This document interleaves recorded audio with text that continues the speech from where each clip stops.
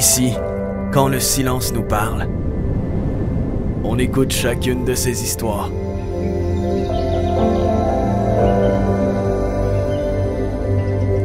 Ici, on savoure chaque instant et on plonge tête première quand l'aventure cogne à nos portes. Ici, on carbure aux petites comme aux grandes victoires. On se passionne des paysages qui nous entourent comme au premier jour. Et on célèbre notre culture depuis 175 ans déjà.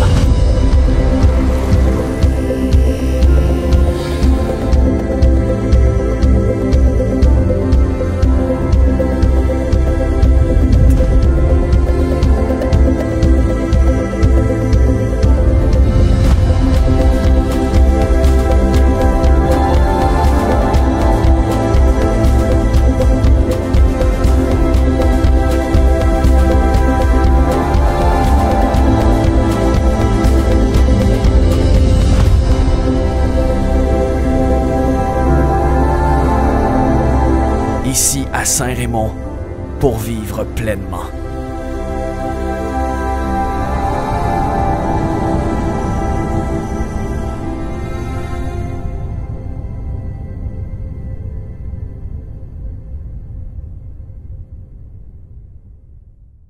Municipal, nous engageons à agir avec honnêteté et intégrité dans le respect des lois qui nous gouvernent et à prendre des décisions en toute impartialité dans le meilleur intérêt des citoyens et des citoyennes de Saint-Raymond, tout en assurant une saine gestion de la ville et son développement. En cette crise résultant de la pandémie du coronavirus que nous traversons, nous nous serrons les coudes, tous ensemble, unis. Nous allons trouver la force pour passer à travers cette épreuve et nous allons en sortir changés, grandis, mais plus forts que jamais.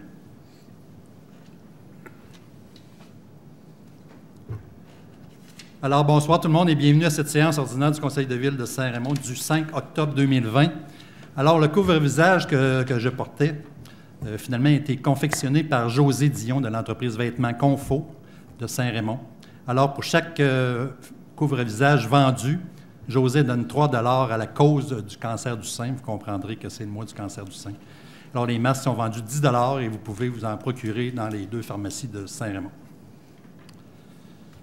Alors, sans plus tarder, nous allons à l'adoption de l'ordre du jour. Monsieur Dumont, est-ce qu'il y a des changements? Oui, on reportait une modification, Monsieur le maire. On reporte le point 4.8 qui s'intitule « Compte rendu pour la Régie régionale de gestion des matières résiduelles de Portneuf ». C'est reporté. Parfait. Alors, qui propose l'ordre du jour? Je vais faire des propositions, Monsieur le maire. Monsieur Benoît. Oui. Maintenant, on va procéder à l'adoption des procès-verbaux des séances qui s'est tenues le 14, c'est notre séance régulière, et le 28 septembre, c'est une séance spéciale. Monsieur Dumont, s'il vous plaît. Tout à fait, seulement une séance spéciale, Monsieur le maire. Quelques résolutions. La première pour autoriser la signature d'une nouvelle entente pour l'opération, l'achat, pour l'achat, l'opération, l'utilisation d'appareils de désincarcération, les fameuses pinces de désincarcération. Donc, une résolution autorisant vous-même, Monsieur le maire et Madame la greffière. Deuxième résolution lors de cette spéciale séance extraordinaire, on a fait une modification, une résolution pour l'octroi d'une pelle hydraulique initialement octroyée à un fournisseur. Finalement, après analyse des soumissions, il y avait une irrégularité au niveau du plus bas soumissionnaire. Alors, par cette résolution, nous avons mandaté Pax Excavation. Ensuite, autorisation, en fait, de présenter toute demande d'autorisation au ministère de l'Environnement. Nous avons autorisé notre directeur des Travaux publics là, à déposer toute demande d'autorisation au ministère de l'Environnement pour le poste de pompage SR7. Ensuite, nous avons adopté la convention relative à l'installation d'un système de diffusion en ligne de programmes sportifs à l'Arena. Ça a été accéléré un peu avec la pandémie. Là. Les gens vont pouvoir avoir, sur abonnement mensuel, visionner leurs petits-enfants ou leurs enfants là, directement à partir de leur salon d'un match à l'Arena de Saint-Raymond au niveau du hockey mineur. Donc, c'est la résolution qui adoptait le tout. Voilà, Monsieur le maire, c'est le résumé de la séance extraordinaire du 28. Parfait. Qui propose l'adoption de ces procès-verbaux? Je supporte la proposition, Monsieur le maire. Monsieur Philippe Gasse. Aussi, j'oubliais, n'ajustez pas votre appareil. Nous ne sommes pas à 2 mètres. Nous avons présentement un plexiglas entre les conseillers. Entre chacun. Alors, c'est pour ça que nous sommes plus près. Et nous avons M. Étienne Beaumont en vidéoconférence, que vous entendrez plus tard. Alors, c'est pour ça que nous avons pu nous recoller un peu et mettre tous les élus sur la même hauteur. Maintenant, on a un bordereau de correspondance pour la période qui s'est terminée le 1er octobre. Nous avons une correspondance, M. Guy Alain, trésorier de la Société du patrimoine, une demande d'aide financière pour la Société du patrimoine.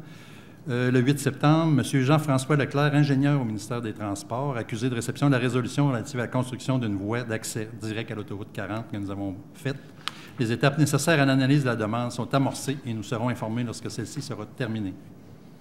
Le 8 septembre 2020, Mme Pascale Masson-Trottier, directrice régionale d'adjointe de l'approche Les Merveilles. 1000 fois merci pour l'appui financier au camp spécialisé Les Merveilles.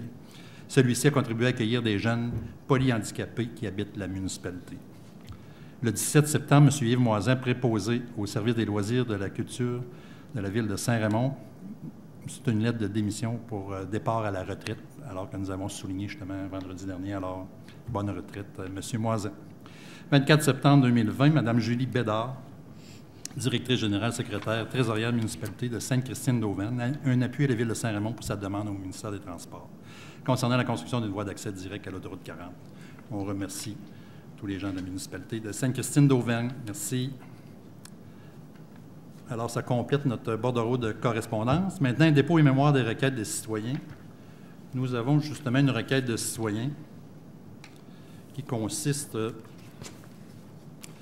C'est une requête déposée pour les résidents de la rue Lirette, demandant à la Ville de prendre des mesures pour faire respecter des règles afin d'assurer une cohabitation harmonieuse entre les résidents et les entrepreneurs commerciaux. Alors, c'est un problème un peu de Airbnb. C'est des gens qui louent des chalets, justement. C'est une préoccupation que nous allons faire de la réglementation à cet effet-là dans un endroit où habitent des résidents, finalement, à l'année. Alors, il va falloir se pencher sur cette situation. Alors, c'est ça le dépôt de la requête des citoyens que nous avons. Ça a été signé par tous les résidents de la rue Lirette. Maintenant, 1.5, c'est le point d'information donné par le maire habituellement. C'est pas mal moi qui fais ça, je pense. Alors, encore une fois, je voulais vous parler de la COVID-19, comme tous les mois. Je prends la peine un peu de rechercher quelques données, puis je fais mes commentaires du meilleur de mes connaissances, en fait, la situation aujourd'hui en date du 5 octobre. Alors, l'état d'urgence sanitaire a été déclaré le 14 mars 2020, déjà, ça fait longtemps, par le premier ministre du Québec, M. François Legault, pour une période de 10 jours. Alors, on avait parti 10 jours. Après 7 mois de chamboulement de nos vies, nous sommes rendus à une autre étape de la lutte à la pandémie de COVID-19. Nous avons eu beaucoup de décès au début de la pandémie, surtout dans les CHSLD et les résidences de personnes âgées. La plupart du temps, ces décès sont survenus dans les résidences sans que les patients ne soient admis dans les hôpitaux ou les soins intensifs. Alors, nous avons subi la première vague sans engorger les hôpitaux comme anticipé au départ. Dans le pic de la première vague, nous avons atteint 1672 hospitalisations et nous avions libéré 7000 lits, rappelez-vous. Nous avons atteint 194 patients aux soins intensifs et nous avions réservé 700 lits aux soins intensifs au Québec pour faire face à cette épidémie imprévisible. Cette libération d'un bon pourcentage de lits d'hôpitaux pour la COVID a créé de graves problèmes au réseau de la santé car les autres maladies n'ont pas pris de congé. Mais nous avons pris du retard dans la prise en charge dans les hôpitaux et dans les salles d'opération. Les gens continuent de développer des cancers, de faire des crises cardiaques, des AVC et de subir des accidents de toutes sortes qui nécessitent une prise en charge par les urgences et les soins intensifs de nos hôpitaux. Nous voyons poindre à l'horizon une deuxième vague. Est-ce qu'elle sera aussi meurtrière que la première? J'espère que non. Une chose est certaine, c'est que le gouvernement n'a pas répété la même réservation des lits d'hospitalisation pour la pandémie. On n'a pas les mêmes réservés les lits comme au début de la pandémie. Cela veut dire que les hôpitaux et les soins intensifs sont déjà complètement utilisés avant la venue des nouveaux cas de COVID. Et c'est ce qui inquiète le gouvernement. Il apparaît qu'après 7 mois, le réseau de la santé n'est pas mieux organisé pour faire face à la deuxième vague, tant au niveau des infrastructures, des locaux que des effectifs, et c'est très préoccupant. Alors, la capacité des hôpitaux pour recevoir un volume important des nouveaux patients de la COVID n'est pas là. Cette situation a mis le focus sur la fragilité de notre réseau de santé du Québec. C'est pourquoi nos dirigeants se mobilisent avec la hausse des nouveaux cas dans la province qui pourrait nous amener à plus d'hospitalisation et mettre notre système de santé à rude épreuve. Le gouvernement vient de nous mettre des couleurs par région du Québec, qui sont des paliers d'alerte et des niveaux d'intervention graduels afin de mieux contrôler les mesures de restriction et de confinement qui seront imposées à sa population au cours des prochains mois. Les régions les plus populeuses viennent de passer en zone rouge, qui est le palier d'alerte maximale, soit Montréal et la capitale nationale. Nous avons été exemptés un peu par neuf pour l'instant. Les actions du gouvernement sont articulées autour de 3 priorités. Premièrement, limiter les impacts sanitaires, sociaux et économiques de la COVID-19. Et ce sera un véritable jeu d'équilibrisme entre ces enjeux qui devra s'adonner le gouvernement journalièrement. Deuxièmement, protéger les personnes les plus vulnérables. Et troisièmement, éviter de surcharger le système de santé, comme je viens de le dire. Dans Port-Neuf, nous sommes toujours en zone orange pour l'instant. Même si des milliers de personnes de Port-Neuf vont travailler en zone rouge à chaque jour et que des milliers de personnes de la zone rouge viennent travailler dans la zone orange, ça veut dire que nous sommes très interreliés avec la capitale nationale, c'est ça que je veux dire. Les principales mesures de restriction dans la zone orange sont: il faut éviter les rassemblements en famille ou entre amis, les trop gros rassemblements. Il faut, pour les rassemblements privés à l'intérieur et à l'extérieur, maximum de 6 personnes. C'est quand même bien parce qu'en zone rouge, ils sont pas mal toutes limitées à 0. Alors, aussi, limiter les activités organisées dans les lieux publics, un maximum autorisé de 25 personnes à l'intérieur et à l'extérieur. Pour les lieux de culte, un maximum autorisé de 250 personnes, mais il n'y a quasiment pas de place qu'on peut aller 250 parce qu'il faut toujours maintenir notre 2 mètres entre les personnes. Alors, pour les bars et les brasseries et les restaurants, maximum de 6 personnes par table, puis la fin de la vente de la nourriture et de l'alcool à 23 heures. C'est ça que nous vivons, nous autres, dans notre zone. Alors qu'à Québec, tout est fermé, les restaurants et les brasseries et les bars. Les commerces restent ouverts, mais on essaie de limiter les visites. Les CHSLD visitent à des fins humanitaires, puis il va y avoir des interventions accrues des policiers. Ces nouvelles mesures seront réévaluées dans un mois et pourront être abandonnées si la courbe d'hospitalisation s'aplatit. Parallèlement, nous avons de sérieux problèmes de dépistage. Nous avons des enjeux de capacité à tester, à analyser ces tests en laboratoire et surtout à donner des résultats dans un délai raisonnable aux citoyens infectés ou non. Ce système archaïque utilise encore des téléphones et des fax pour communiquer. Aujourd'hui, tous les Québécois possèdent un dossier médical personnel informatisé qui s'appelle le Carnet Santé Québec, sécurisé, confidentiel. Il faudrait simplement inscrire immédiatement les résultats d'un test dans ce dossier, positif ou négatif, de façon à informer instantanément le patient et du même coup son entourage. On aurait juste à aller voir là-dessus, au lieu d'attendre que quelqu'un nous appelle dans 3-4 jours. Actuellement, il y a des délais de 3, 4, 5 jours pour donner les résultats s'ils occasionnent des enjeux de propagation, des patients infectés qui attendent le résultat et des délais de retour au travail pour les patients avec un résultat négatif. Les tests dans les entreprises et les écoles deviennent très difficiles à gérer quand ça prend 4 jours pour avoir les résultats. Ça touche toutes les familles avec tout ce qui implique pour les parents, tout ce que ça implique pour les parents qui doivent rester à la maison. Ça devient très difficile de gérer les absences des employés tout en maintenant les services. Je pense que c'est aussi un problème dans le réseau de la santé, où l'on retrouve des découvertures. Quand il y a un cas déclaré dans un département, s'il faut écarter toutes les personnes qui ont été en contact avec cette personne, infectée pour 10-14 jours, c'est tout le département qui devient non fonctionnel et inefficace. Aussi, le gouvernement vient de nous demander un effort additionnel, un semi-confinement de 28 jours, un autre mois où il sera impossible de socialiser, afin de diminuer la transmission communautaire et les éclosions. Nous vivrons une libération conditionnelle. Mais il fallait s'y attendre à toutes les transmissions du virus. La région de Montréal était la plus... finalement, au niveau de la transmission du virus, la région de Montréal était la région la plus infectée ce printemps, vous vous rappelez. Et après le déconfinement cet été, tous les Montréalais ont envahi les régions du Québec pour prendre les vacances en juillet, août et septembre. C'est la raison pourquoi je crois que maintenant, les éclosions dans toutes les régions du Québec arrivent.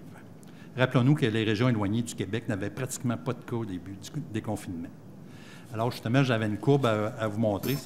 C'est des statistiques, c'est pas moi qui les invente, l'Institut national de santé publique du Québec, avec un tableau qui montre en date du 4, c'est hier, ça, le 4 du 10 à 14 heures, les statistiques qu'il y avait. On voit les cas confirmés, les décès. Il y a eu plus 6. Et puis, ce qui est important, c'est les hospitalisations en cours. Il y a 361 hospitalisations au Québec, dont 62. Donc, il y a 299 personnes dans des lits d'hôpitaux, puis il y a 62 personnes aux soins intensifs dans tout le Québec.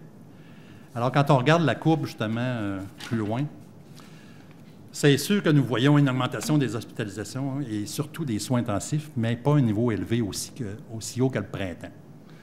Même si nous faisons près de 30 000 tests par jour, nous avons près de 1 000 nouveaux cas par jour et nous avons aujourd'hui 334 hospitalisations, dont 64 patients aux soins intensifs, c'est ce que je viens de vous expliquer.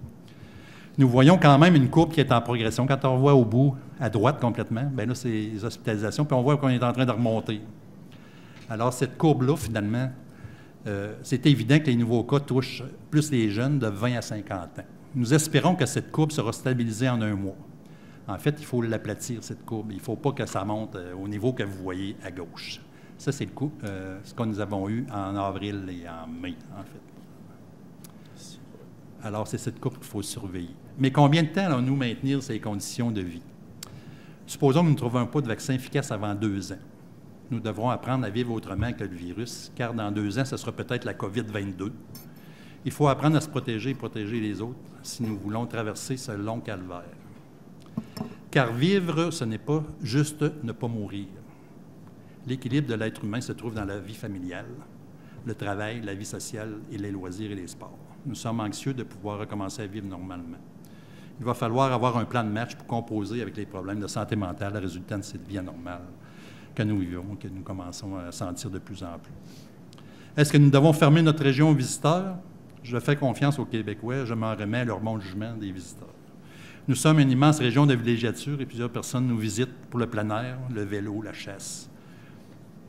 Les familles peuvent venir dans leur résidence secondaire que nous avons sur notre territoire. Les visites interrégions ne sont toutefois pas recommandées et les parties dans les chalets sont carrément à proscrire. La Sûreté du Québec a des directives claires à cet effet et n'hésiteront pas à sévir, ce qui pourrait engendrer des amendes salées pour le propriétaire de ces chalets et les occupants. Alors, nous allons nous serrer les coudes, suivre les consignes de santé publique et réévaluer la situation dans un mois. J'invite tout le monde à profiter du mois d'octobre pour sortir et profiter du plein air, de faire des activités extérieures en famille. Alors, pour l'instant, la ville de Saint-Raymond est décorée en rose. Alors, pour tout le mois d'octobre, alors, c'est plus gai dans la ville présente. Maintenant, je voudrais parler aussi de l'ouverture de l'hôtel de ville. En fait, en lien avec la situation actuelle de la COVID-19, vous rappelons que l'hôtel de ville est ouvert, tout le temps est ouvert, selon l'horaire régulier, mais que les citoyens doivent d'abord prendre un rendez-vous avant de se présenter en communiquant 337-2202. Ou encore, les gens peuvent soumettre leurs questions ou demander un rendez-vous par courriel à info@ville-saint-raymond.com, leur demander. Et leur demande sera dirigée vers le service municipal concerné. Alors, les heures d'ouverture sont toujours les mêmes, de 8h30 jusqu'à 16h30, moins l'heure du dîner. Et le jeudi, nous sommes ouverts jusqu'à 19h le soir. Le vendredi, de 8h30 à 13h. Maintenant, un mot sur les travaux de réfection, finalement, de la rivière Sainte-Anne. On en parle tous les mois.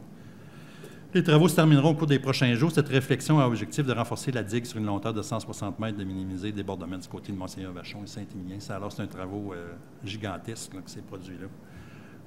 Et puis, il est en train de se terminer. Donc, très bien été, on voit toute la digue qui était refaite. Et puis, à ce niveau-là, l'eau est très profonde, alors on ne voit même pas la moitié de l'enrochement qui a été fait jusque dans le fond de la rivière. Alors ça aurait pour effet de protéger les riverains au cas que l'eau déborde. Aussi, est-ce que c'est présentement que je parle du Clapet? Aussi, on voulait parler, parce qu'il y a un autre ouvrage qui est en même temps, c'est le Clapet sur la rue Jacques-Labranche. Ça, c'est un endroit où on voulait faire une chambre de pompage. Il n'y en avait pas de chambre de pompage dans cette section-là de la ville. Alors, quand l'eau montait, ça débordait dans les rues, puis on n'avait rien pour la contrôler. Mais là, on est en train d'installer un autre Clapet supplémentaire, comme il y a dans les autres rues, les rues de l'Hôtel de Ville, etc. Ça se déroule, finalement, ça va prendre fin d'ici la fin d'octobre. Alors, c'est un très gros dossier aussi, où on investit de ce côté-là. Aussi, au niveau des tests d'analyse de l'eau, la Ville de Saint-Raymond s'est joint à l'OBV de la CAPSA pour offrir des trousses d'analyse d'eau à ses citoyens. Selon vos besoins, vous pourrez réaliser différentes analyses à un prix avantageux. Ça, c'est intéressant pour les gens qui ont leur propre système d'eau potable. Plus de détails sont à venir concernant les coûts, la procédure d'achat et la livraison de la trousse. Vous êtes invités à surveiller nos communications pour en savoir davantage. Alors, c'est la CAPSA qui a mis ça en vente. Et puis, c'est des tests d'eau qui vont avoir un prix très avantageux. Supposons que, je donne un exemple, ça coûte 100 $. Peut-être que nous autres, ça va coûter 30 $. Alors, les gens vont pouvoir faire plus de tests d'eau. Surtout les gens qui demeurent, finalement, dans le milieu rural. Alors, maintenant, je peux vous parler du comité santé. Ça aussi, on a une réunion très importante. En fait, on a eu une conférence de presse par M. Vincent Caron vendredi dernier pour nous annoncer qu'on aurait 2 nouveaux médecins. Vous savez que c'est toujours dans le nord-ouest. Le comté s'est séparé en 2 le sud-est et puis le nord-ouest, en fait. Et puis, il y a 2 nouveaux pour le nord-ouest, un nouveau facturant et un retour de la région. Ça veut dire quelqu'un qui va sortir de l'école en médecine. Et puis, ces gens-là, bien, c'est bien clair qu'on veut, premièrement, on a parlé beaucoup de Saint-Marc-des-Carrières, c'est là qu'il y a un manque flagrant de médecins. Il y a plusieurs personnes qui sont sur le bord de leur retraite à Saint-Marc, et puis on veut avoir des nouveaux médecins pour prendre la relève de tous ces patients-là qui vont devenir orphelins à moyen terme. Alors, il faut travailler fort. Ces médecins-là qu'on veut choisir pour venir dans Port-Neuf, premièrement, il faut qu'ils travaillent dans Port-Neuf en priorité, parce que des fois, on s'est fait avoir un peu. Les gens disaient qu'ils venaient dans Port-Neuf, puis ils venaient passer la moitié de leur temps à Québec. Alors, on veut des gens dédiés à Port-Neuf. On veut des gens aussi qui font de la prise en charge dans des bureaux de médecins, parce que si c'est des gens qui veulent faire de l'urgence ou d'autres, AMP, ça s'appelle des activités particulières, finalement, des activités médicales particulières, comme aller dans un CHSLD, mais on ne les aura pas pour prendre en charge dans les bureaux de médecins. Actuellement, c'est ça qu'on a besoin le plus possible. Et puis, ça prend quelqu'un qui veut aller travailler à Saint-Marc-des-Carrières, absolument. Alors, il faut faire la petite séduction. Ils veulent travailler actuellement une nouvelle clinique à Saint-Marc aussi, sont engagés là-dedans. Les maires sont regroupés. Finalement, il y a une belle chimie là-bas. Et puis, il y a un nouveau maire aussi, M. Marion Leclerc, qui est là à Saint-Marc. Alors, ça va faire une belle dynamique pour relancer ce dossier-là puis attirer des médecins à Saint-Marc, parce que là, on est convenu de travailler ensemble à Saint-Raymond puis Saint-Marc. Il faut se partager. On en met des médecins à Saint-Marc et à Saint-Raymond. C'est comme ça qu'on va bâtir nos 2 cliniques pour avenir, avec assez de médecins pour prendre la relève de tous nos médecins qui prennent leur retraite. Alors, on en est là. Et puis, merci à M. Vincent Caron, encore c'est à cause de lui. Quand je l'ai souligné l'autre jour, quand le premier ministre est venu nous rendre visite, il a demandé qu'est-ce qui était la priorité dans Port-Neuf. Alors, M. Caron a dit c'est les médecins. Alors, c'était quand même important. Le premier ministre est parti avec cette idée-là. Puis après un mois, quand même, là, on vient d'avoir l'annonce. Puis aussi, comme je disais l'autre jour, il y a 4 IPS, des infirmières praticiennes spécialisées, qui vont venir, en plus de ces 2 médecins-là, 2 infirmières à Saint-Marc puis 2 à Saint-Raymond. Ça fait que c'est des gens très compétents qui vont s'ajouter au bureau de médecins. Ça fait que ça va nous aider beaucoup de ce côté-là. Alors, c'était une bonne nouvelle que nous avons dans Port-Neuf. Ça fait le tour. Maintenant, on serait rendu à la première période de questions. S'il y a des gens dans la salle qui veulent s'adresser à nous ou revenir à la... Il y a une autre période de questions à la toute fin. Il y a 2 périodes de questions, une au début puis une à la fin, s'il y a des choses qui vous intéressent. Maintenant, on est rendu... La nomination du maire suppléant pour les prochains mois. Exactement, la nomination. Alors, il sera proposé que M.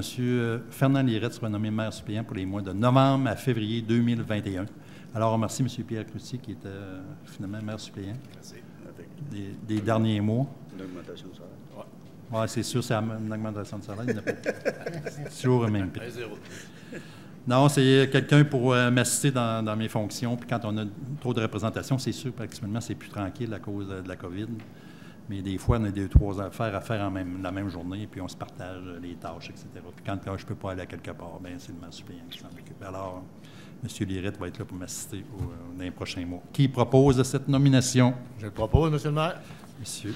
Cloutier. Pierre Cloutier propose adopté à l'unanimité. Maintenant, 1.8, l'avis de motion et dépôt d'un projet de règlement d'emprunt ayant pour but de financer le programme d'aide à l'alimentation en eau.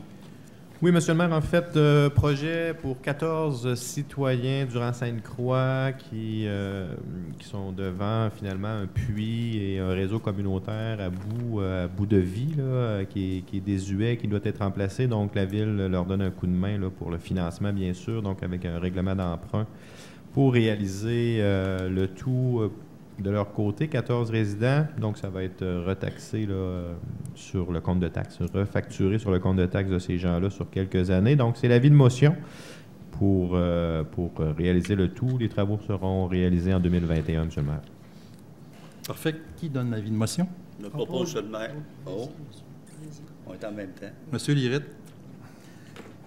Adopté à l'unanimité. Alors, ça va être une taxe de secteur à ce moment-là. Exactement. Pour ces citoyens-là. Tout à fait.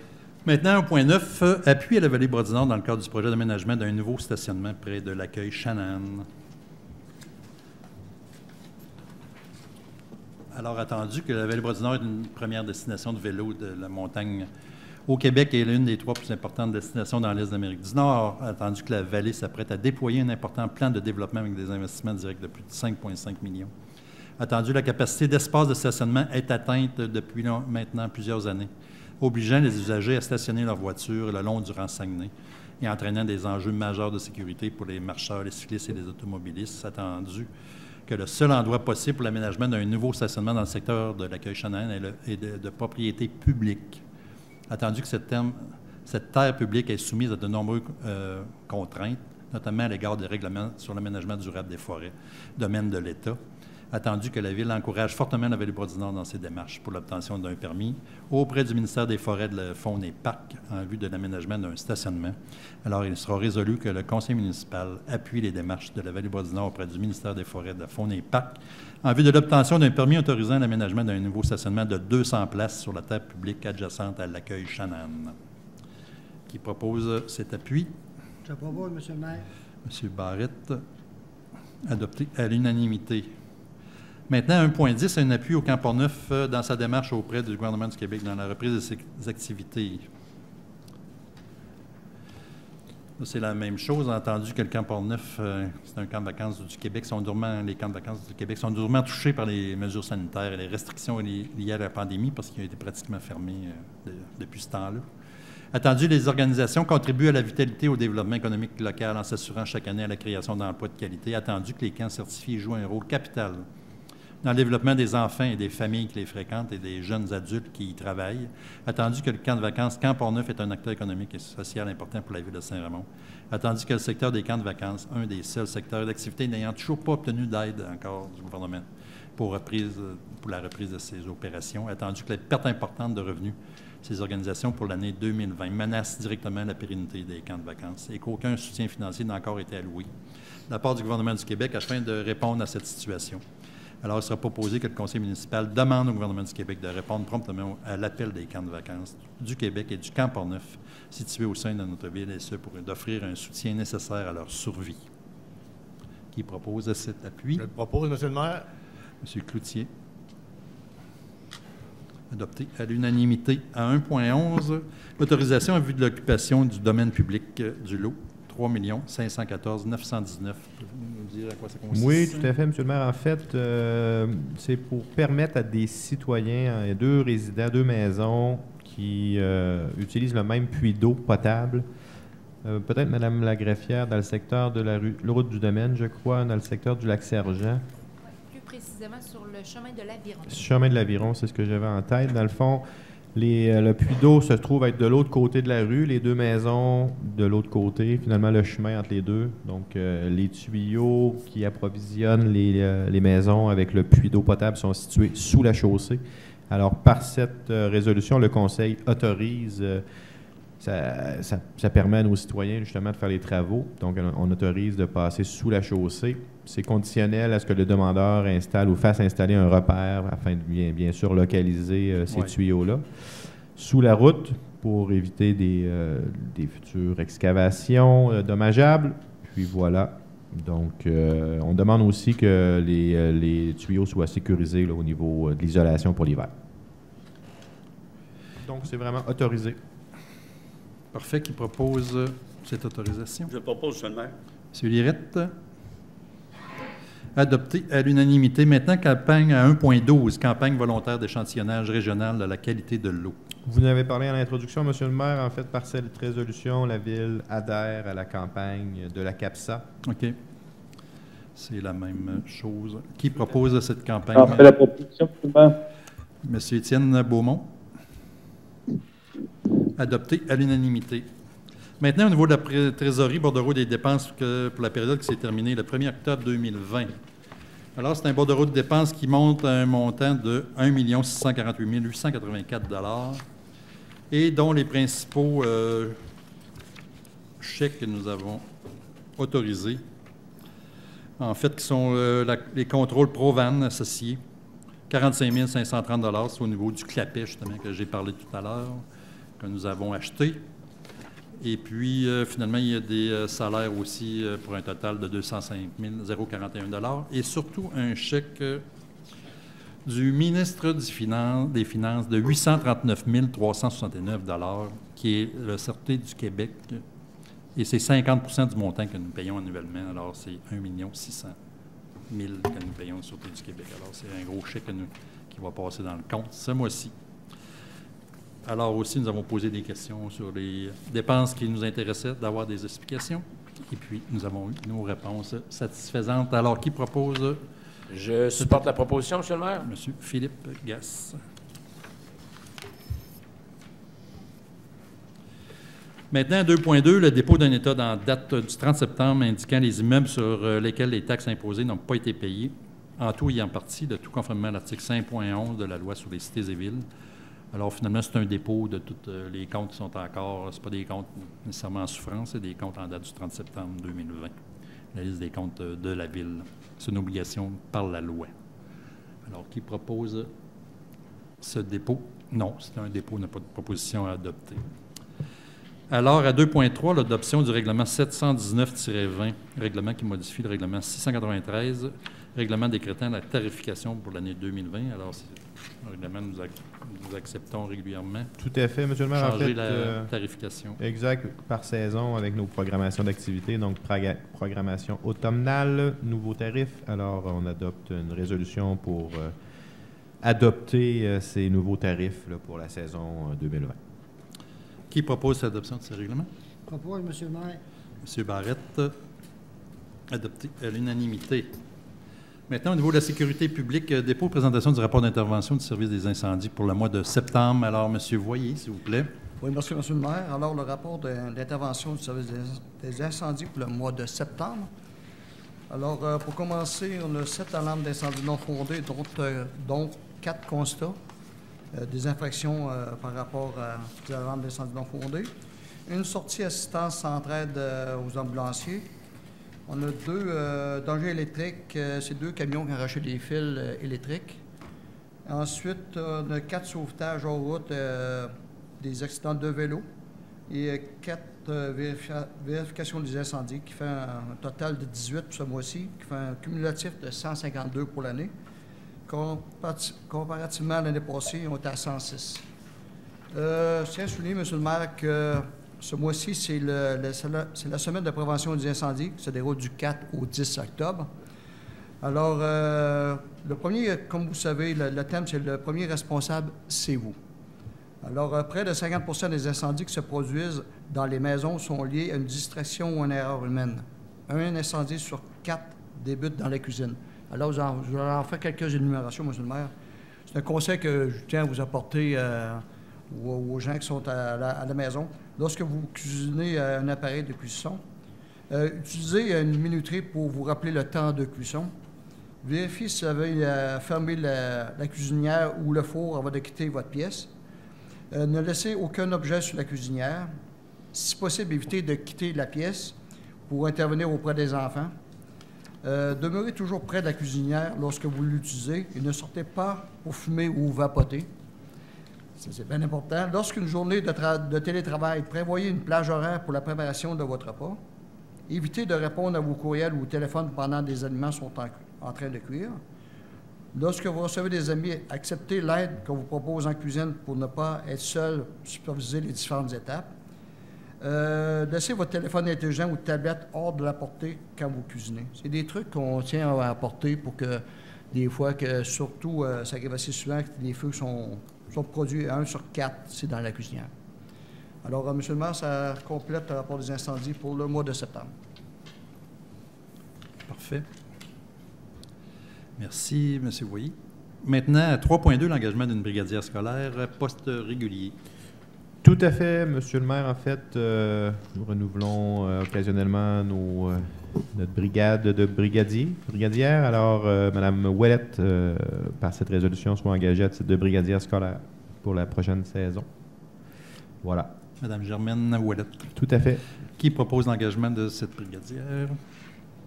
J'en fais la proposition, M. le maire. M. Gasse.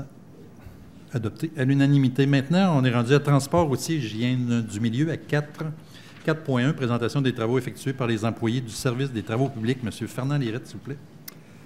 Merci, M. le maire. Disons que pour le mois de septembre, les employés des travaux publics ont été passablement occupés. Il y a eu l'entretien régulier des chemins de gravier. On a fait du creusage un peu partout dans les rangs au niveau des fossés. Il y a eu la réparation des nids de poules sur les routes asphaltées. En plus de ça, on a étendu de l'asphalte qu'on avait récupéré de la rue Saint-Joseph, l'asphalte, en tout cas, égrené, finalement, qu'on met dans les accotements des routes pour empêcher les gens de comment je reviens ça, donc? Les gens de pas de s'enliser, mais en tout cas, de toute façon, de s'accrocher là-dedans. Ouais. Il y a eu les travaux du chemin Beaulouis.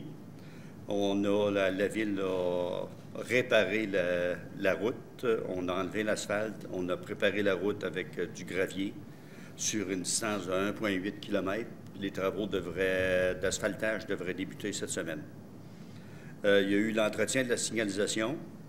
Pour ceux qui ne l'ont pas vu encore, on a eu l'installation de nouveaux panneaux dans la ville, surtout dans les quartiers résidentiels, parce que la ville a décidé que les limites de vitesse seraient, au lieu de 50 km/h, on a baissé les vitesses à 40 km/h. Il y a des panneaux installés un peu partout dans les quartiers résidentiels.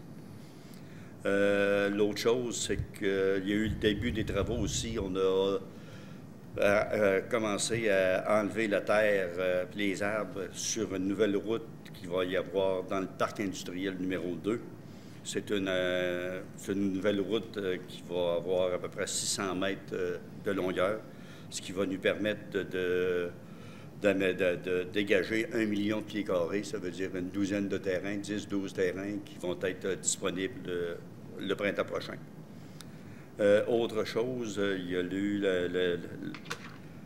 le barrage d'estacade pour les gens qui vont dans le rang du Nord, la rue Monseigneur-Vachon. Les gens doivent s'être aperçus au cours des dernières semaines que le barrage est à sec.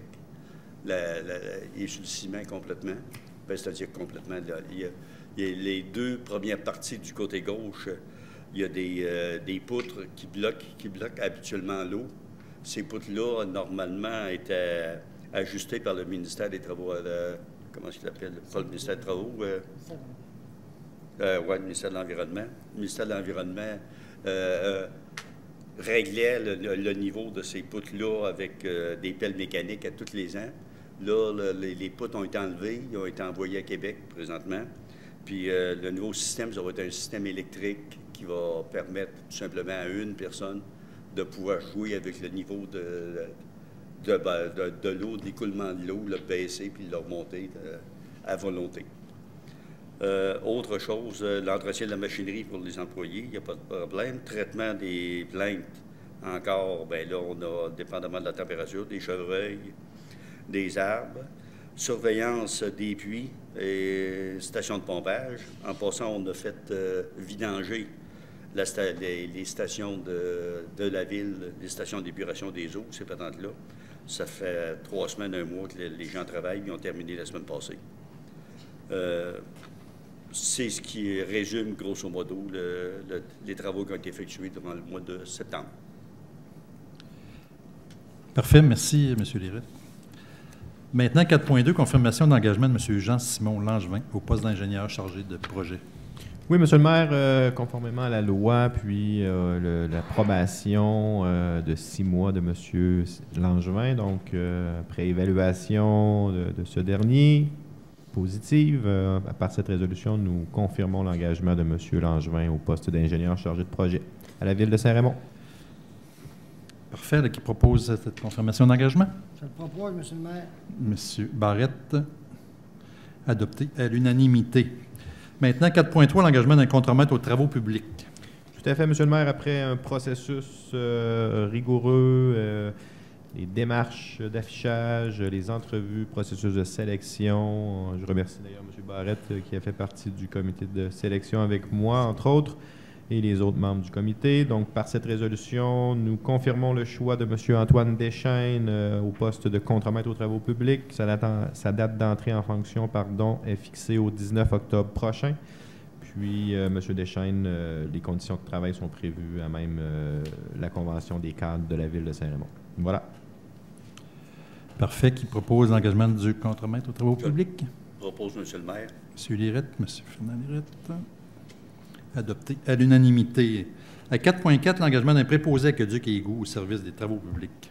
Tout à fait, M. le maire, en même temps, dans la même veine, 2 postes qui étaient affichés en même temps. Donc, en même temps que le contremaître, nous avions aussi le poste de préposé aqueduc et égout qui était en affichage. Donc, même processus, même comité de sélection ou presque. Donc, merci, M. Barrette. Donc, après le processus, après les entrevues et tout, on confirme par cette résolution que M. Denis Grégoire est engagé au poste de préposé aqueduc et égout. Date d'entrée en fonction lundi le 26 octobre. Puis, M. Grégoire, ses conditions de travail sont prévues à même la convention collective de travail entre la Ville et le syndicat des employés. Voilà. Parfait. Qui propose l'engagement du préposé? J'en fais la proposition, M. le maire.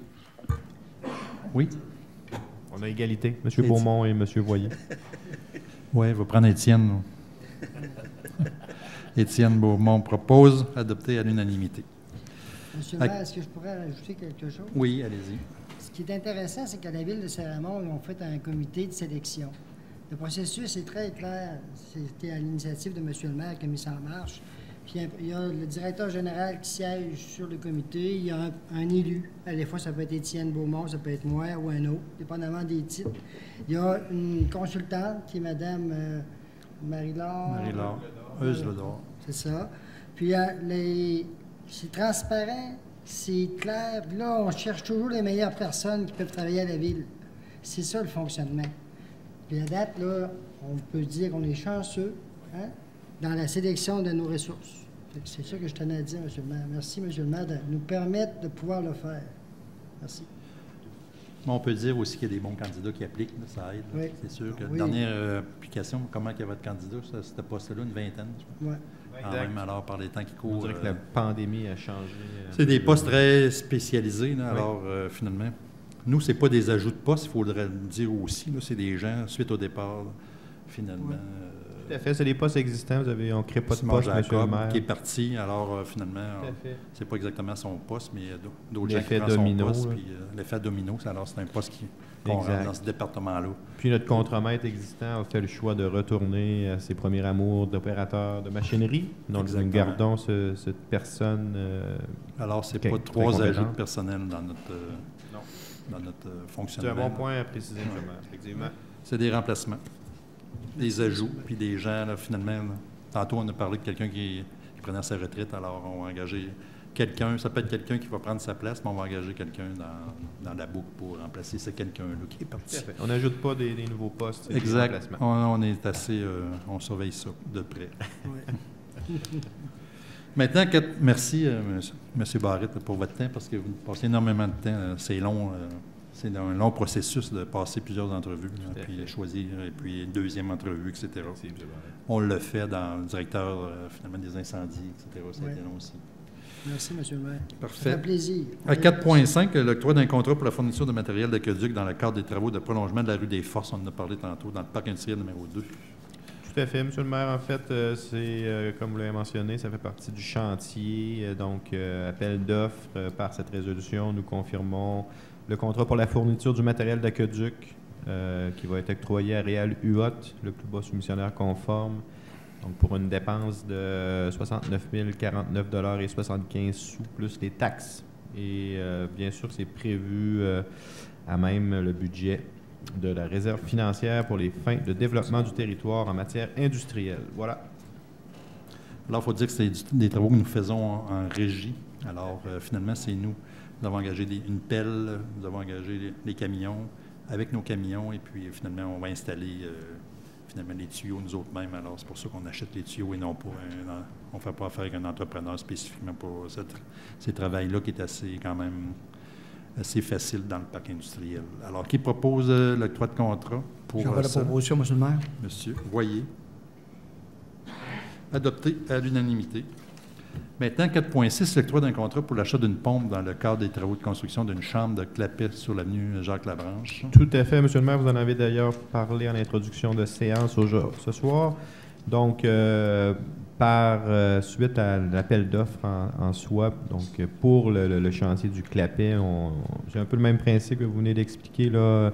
Au niveau des travaux du Clapet, c'est nous qui réalisons les travaux. Oui. Donc, on achète la pompe dans ce cas-ci. Donc, par cette résolution, c'est pour justement l'achat de d'une pompe dans le cadre des travaux mentionnés, octroyée à l'entreprise Xylem Incorporée, donc soumission conforme plus basse au montant de 49 363 sous plus les taxes applicables. Puis, c'est prévu au règlement d'emprunt pour ce chantier. Ces travaux-là sont réalisés dans le cadre, finalement, des subventions que nous avons du ministère de la Sécurité publique. Alors, c'est pas nous qui assumons 100 de ces dépenses-là. Une bonne partie est assumée, la majeure partie est assumée par une subvention qu'on ne mentionne pas toutes les fois, là, mais chaque fois qu'on touche à la rivière, c'est dans le programme de subvention du ministère. Tout à fait. Alors, qui propose l'achat de cette pompe? Je le propose, M. le maire. M. Lirette. Adopté à l'unanimité. Maintenant, 4.7, l'engagement de la Ville de Saint-Raymond à procéder au rehaussement du bassin de rétention aménagé dans le développement Louis Jobin.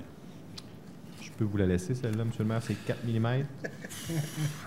Alors, suite à l'analyse d'une fonctionnaire du ministère de l'Environnement, il y a un bassin qui existe dans ce développement-là. Et puis, on fait une nouvelle rue avec 15 nouveaux terrains, je crois. Et puis, elle a trouvé que... Alors, il y a un immense bassin qui existe déjà. J'ai pris une photo, entre autres, la semaine dernière, suite à des pluies torrentielles. Il n'y avait pas d'eau dans le bassin. Mais elle demande un rehaussement, finalement. Il nous manque 3 mètres cubes. 1 mètre cube, c'est 1 mètre par 1 mètre. Il manque 3 mètres cubes dans le bassin. Alors, c'est un rehaussement de 0.0008 mm qu'il faut faire du bassin. Alors, c'est juste pour vous dire... Je crois que ce dossier-là, je vais le rendre jusqu'au premier ministre parce qu'il parlait l'autre jour des problèmes que nous avons avec certains fonctionnaires qui est vraiment du harcèlement pour nous, là. Alors, on le vit ça régulièrement, puis ça n'a pas aucun sens. Alors, on passe une résolution parce que si on ne passe pas cette résolution-là, il n'y a pas de permis pour réaliser ce projet-là de rue. Alors, il ne sera pas accordé pour le développement de ces 15 terrains-là. Alors, nous passons cette résolution pour augmenter. L'élévation était à 162,63, puis il va falloir le monter à 162,634. Qui propose? Je peux le proposer, M. le maire, mais pas à contre-cœur, mais c'est capoté. Excusez-moi en ondes. Non, c'est pas le fun. Puis moi, toute ma vie, j'ai travaillé dans le service public. J'ai des fonctionnaires, j'ai toujours pensé rendre service à la population. Puis là, je constate qu'il y a des personnes de même. C'est... Allô, la Lune appelle la Terre, je ne sais pas, mais en tout cas, mais vous avez raison, M. le maire, si vous pouvez monter ça un peu plus haut. Oui, c'est sûr, je vais en faire un exemple, puis je vais le rendre jusqu'au bout, c'est sûr. Ouais. Parce juste pour donner un exemple, le 4 mm, c'est même pas l'épaisseur d'une feuille de carton. Oui, c'est ça. Mais il faut monter le bassin de ça, nous autres. Il faut monter la le hauteur bassin. Pour satisfaire les exigences. Mais comme je vous ai dit, en plus, il n'y a pas d'eau dans le bassin, il n'y en a jamais eu. C'est supposé de monter jusqu'au bord, d'après le calcul, mais parce que ça récupère toute l'eau pluviale de la rue, parce que c'est tout en asphalte, puis l'eau est supposée dans ce bassin-là, mais finalement, elle absorbe partout, et puis finalement, c'est une erreur de calcul, mais le bassin est trop gros pour ce qu'ils ont besoin. Mais il faut le remonter quand même.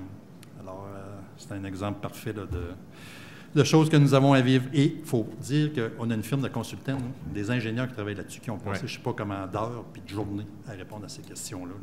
Puis c'est eux autres qui nous demandent de passer ces résolutions-là. Fait que ça a coûté des milliers de dollars, en plus, pour satisfaire. Alors, c'est qui l'a proposé déjà, M. Barré? C'est moi. OK. Bon, M. Barré. C'est moi, M. le maire. Mathieu, rappelez-vous-en.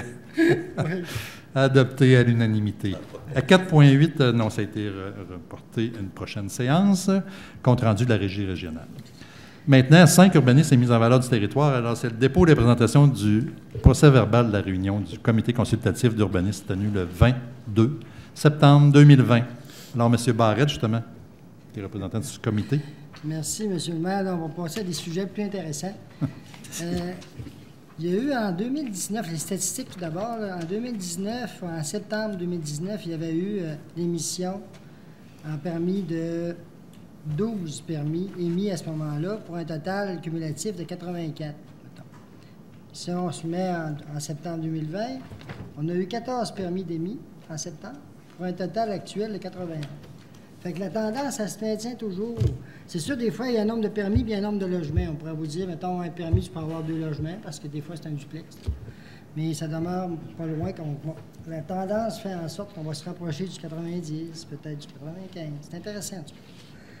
Tout ça pour dire qu'on a eu une rencontre, pas une rencontre, mais c'était une discussion par courriel le 22 septembre dernier.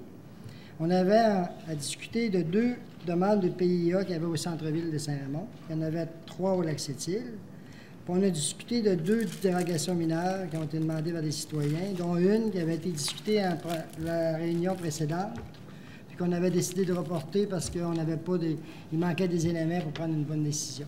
Fait que c'est ça. Je vais laisser Mme Célia les expliquer tout à l'heure. C'était...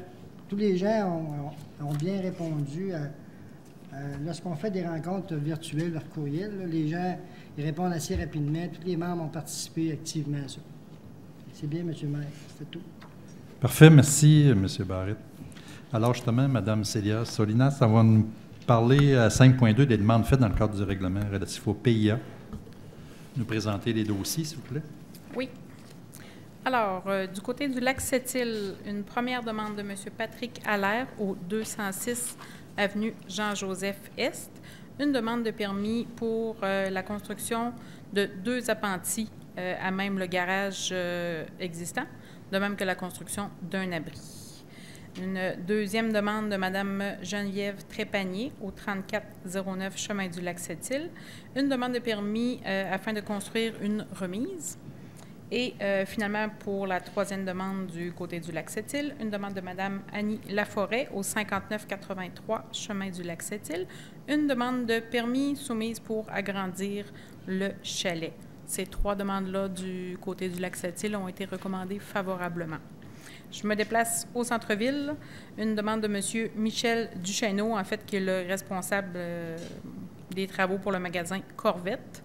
Et une demande de permis afin de remplacer les enseignes du magasin et se plier à leur nouvelle image de marque. Et une deuxième de Mme Karine Lirette au 445-449 rue Saint-Cyril. Une demande de permis afin de remplacer les garde-corps des galeries existantes sur la façade du bâtiment. Ces 2 demandes-là ont aussi été recommandées favorablement. Parfait. Alors, qui propose ces demandes faites dans le cadre du PIA? C'est 5 demandes? Je le propose, M. le maire. M. Cloutier. Adopté à l'unanimité. Maintenant, 5.3. Oui, 5.3, résolution qui statue sur la demande de dérogation mineure formulée par M. Kevin Perron. Oui. Alors, on se déplace au Lac-Sept-Îles, au 4776 rue des Lucioles. C'est une demande qui vise à permettre que l'agrandissement projeté du garage, qui est en fait un appentis ou un abri, soit localisé à une distance de l'ordre de 6,4 mètres de la ligne avant, plutôt qu'à 8 mètres, comme prévu au règlement de zonage. Donc, comme mentionné, nous sommes au Lac-Sept-Îles, dans la rue des Lucioles est ici, dans le secteur de la rue des Abeilles, pas très loin, au sud, finalement, de l'entrée du lac aux Chiens. Plus précisément, en fait, la rue des Lucioles est une rue privée. Le terrain du demandeur est le dernier au bout de la rue privée. Et le garage, finalement, est en construction ici, ce qu'on voit en bleu. Et il manque un petit peu d'espace pour l'entreposage d'un bateau. Et comme c'est une partie qui est déjà déboisée, on veut éviter de déboiser vers l'arrière un peu plus. Et comme c'est une rue privée, et comme naturellement, il n'y a personne d'autre qui a affaire dans ce coin-là, et que la dérogation est de l'ordre de 6,4 mètres plutôt que de 8 mètres, bien, en fait, finalement, la dérogation a été recommandée favorablement parce qu'il n'y a aucune perte de jouissance pour aucun voisin, finalement, non plus. Parfait. Qui propose la résolution de cette demande de dérogation de M. Kevin Perron? Il a fait la proposition, M. le maire. M. Voyer. Adopté à l'unanimité. Maintenant, 5.4, la résolution qui statue la demande de dérogation mineure formulée par Mme Agathe Moisin et M. Pierre-Paul Duplain. Oui. En fait, c'est une demande qui avait été présentée à la réunion du comité consultatif du mois dernier. Oui. Il avait été, en fait, la demande avait été recommandée en défaveur, finalement, d'accorder la dérogation. Et plutôt que de refuser la demande, la demande avait été retournée pour analyse par les membres du comité consultatif. Des nouveaux éléments ont aussi été apportés. Par contre, je vous la présente, on ne l'avait pas présentée au mois dernier. Donc, c'est une demande, on se situe au 100 rue Jacques-Labranche. C'est une demande de Mme Agathe Moisan et M. Pierre-Paul Duplain. C'est une demande qui vise à permettre que le garage projeté soit localisé à une distance de l'ordre de 3,10 mètres de la ligne avant plutôt qu'à 6 mètres, comme prévu au règlement de zonage. Donc, nous sommes dans le périmètre urbain, la rue Jacques-Labranche. Ici, le terrain qu'on voit en rose, c'est un terrain qui est riverain à la rivière Sainte-Anne, finalement dans le secteur là, de l'Estacade. Dans ces secteurs-là, le garage peut être situé là, en cours avant, étant donné la présence d'un cours d'eau. Par contre, dans ce cas-ci, la maison est déjà très avancée par rapport à la rue et il y a déjà des aménagements là, de patio qui sont en cours latéral. Donc, l'emplacement du garage demandé, finalement, est de l'ordre de 3,1 mètres de la ligne avant, qu'on voit ici en rouge, plutôt qu'à 6 mètres. Par contre, les premiers, finalement, éléments qui ont été soulevés au niveau du comité consultatif étaient que le voisin immédiat allait avoir un garage un peu dans sa percée visuelle, là, en prolongement de sa façade avant. Par contre, étant donné qu'il y a déjà un couvert boisé là, qui, de toute façon, ne permet pas de percée visuelle dans ce sens-là, étant donné que le voisin même a déposé une lettre à l'effet qu'il n'y avait aucune objection là, à ce que cette demande de dérogation soit accordée. Ensuite, nous avions une préoccupation pour la proximité de l'emprise. Par contre, suite à une consultation au niveau du directeur des travaux publics, en fait, il n'y a aucun impact dans ce secteur-là pour X raisons. En fait, le pavage là, se situe à 8 mètres environ du garage projeté. Donc, on a une emprise qui est très, très grande, ce qui fait que visuellement, même si le garage va être en théorie là, implanté de l'ordre de 3 mètres de la limite de terrain, là, il va être quand même à 8 mètres là, de l'asphalte, si on veut, de la surface de la rue. Donc, pour toutes ces raisons-là, en fait, les membres du comité consultatif ont révisé leurs recommandations et recommandent maintenant d'accorder cette dérogation mineure. Alors, c'est une emprise plus grande que normale, c'est ça? Habituellement, on devrait avoir en milieu urbain peut-être 1 mètre. Mettons, regardez dans le village, j'ai sûr que là, ce n'est pas un exemple. Le trottoir est souvent localisé il appartient aux propriétaires privés. C'est des trottoirs de bois dans le terre. Et donc, l'emprise, elle se limitait au poteau de téléphone sur la rue Saint-Joseph. Par contre, ailleurs, il devrait peut-être avoir une localisation d'1 mètre à peu près, en bordure de rue, en milieu rural. En milieu urbain, c'est-à-dire en milieu rural, c'est toujours plus large parce qu'il y a des fossés, c'est ouvert. C'est fermé, mais il ne devrait pas avoir une grande... Là, on se retrouverait, mettons, là, si on regarde la distance, on a pareil 8 mètres par rapport à la chaussée. Enlever 1 mètre, il est à 7 mètres.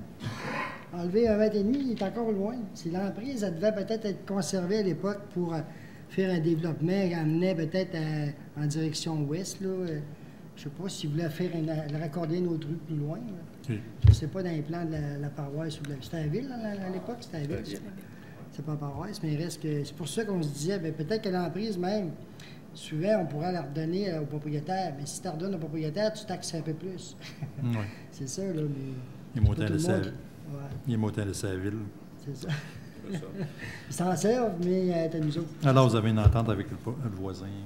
Oui, il y a une lettre d'écrit dans le dossier qui fait... Tout à fait. Parfait. L'équipe qui propose cette résolution sur cette dérogation mineure? Je propose, M. le maire. M. Cloutier. Adopté à l'unanimité. Maintenant, 5.5, l'adoption du second projet de règlement 702-20 qui modifie le règlement de zonage 583-15 aux fins d'agrandir la zone EX3 à même une partie des zones AVD 5 et AID 11 dans le secteur du rang Notre-Dame. Vous allez nous expliquer ça plus compréhensible que ce que je viens de dire.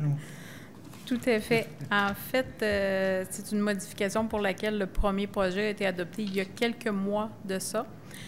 Étant donné que cette demande-là était associée à une demande à la Commission de protection du territoire agricole, nous devions attendre, et d'un côté, là, le retour de la MRC de Portneuf là, par rapport à une présentation du dossier au comité consultatif agricole. Et donc, ce qui a été fait. Donc, on peut poursuivre avec l'adoption du second projet. Le mois dernier, on a procédé avec l'adoption de la résolution aussi pour l'appui de la Ville auprès de la Commission de protection du territoire agricole. Donc, tout ça a été envoyé. De notre côté, là, en fait, on poursuit avec l'adoption du second projet. Pour vous situer, donc, c'est dans le rang Notre-Dame, un petit peu avant le rang Saint-Mathias. C'est un secteur où il y a déjà beaucoup de sablières et de sites d'extraction.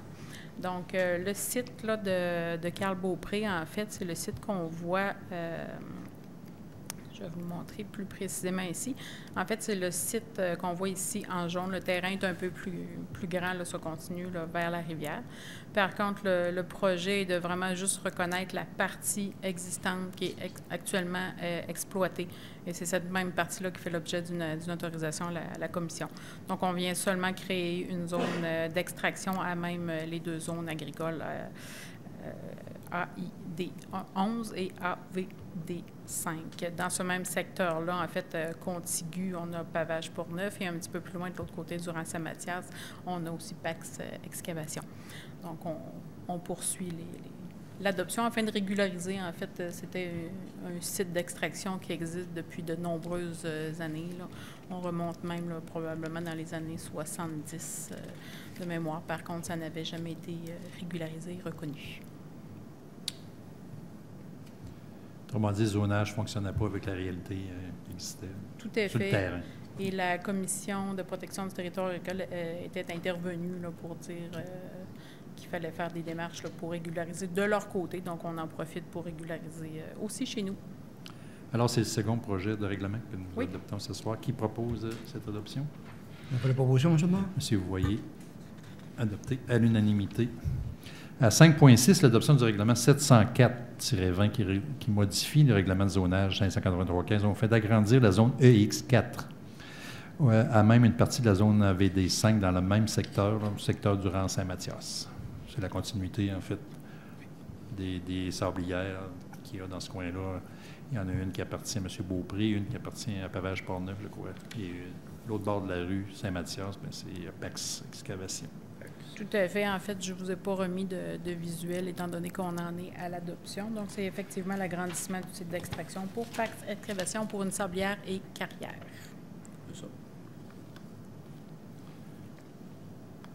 Lui, tout est réglé au niveau de la CPTEQ, au niveau de la Commission de protection du territoire agricole? C'est à l'étape d'analyse. En fait, on avait transmis l'adoption du premier projet. Il y avait des modifications à faire. Tout a été transmis. Donc, on est en attente de leur côté. C'est sûr qu'étant donné la COVID, il y a eu des délais d'accordés par la Commission. Il y a eu un ralentissement de leur côté et du côté de la MRC, en fait, des ralentissements un peu partout.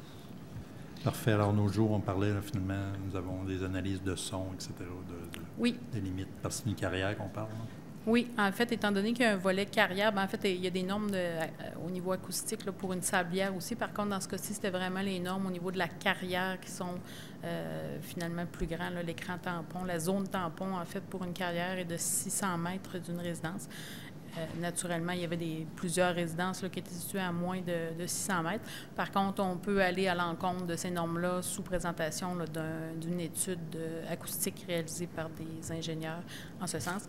L'étude a été faite et transmise et les recommandations ont été faites.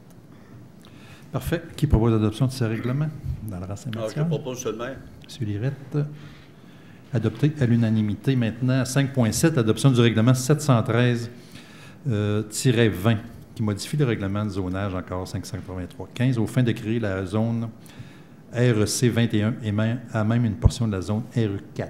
Ça, c'est concernant quel projet?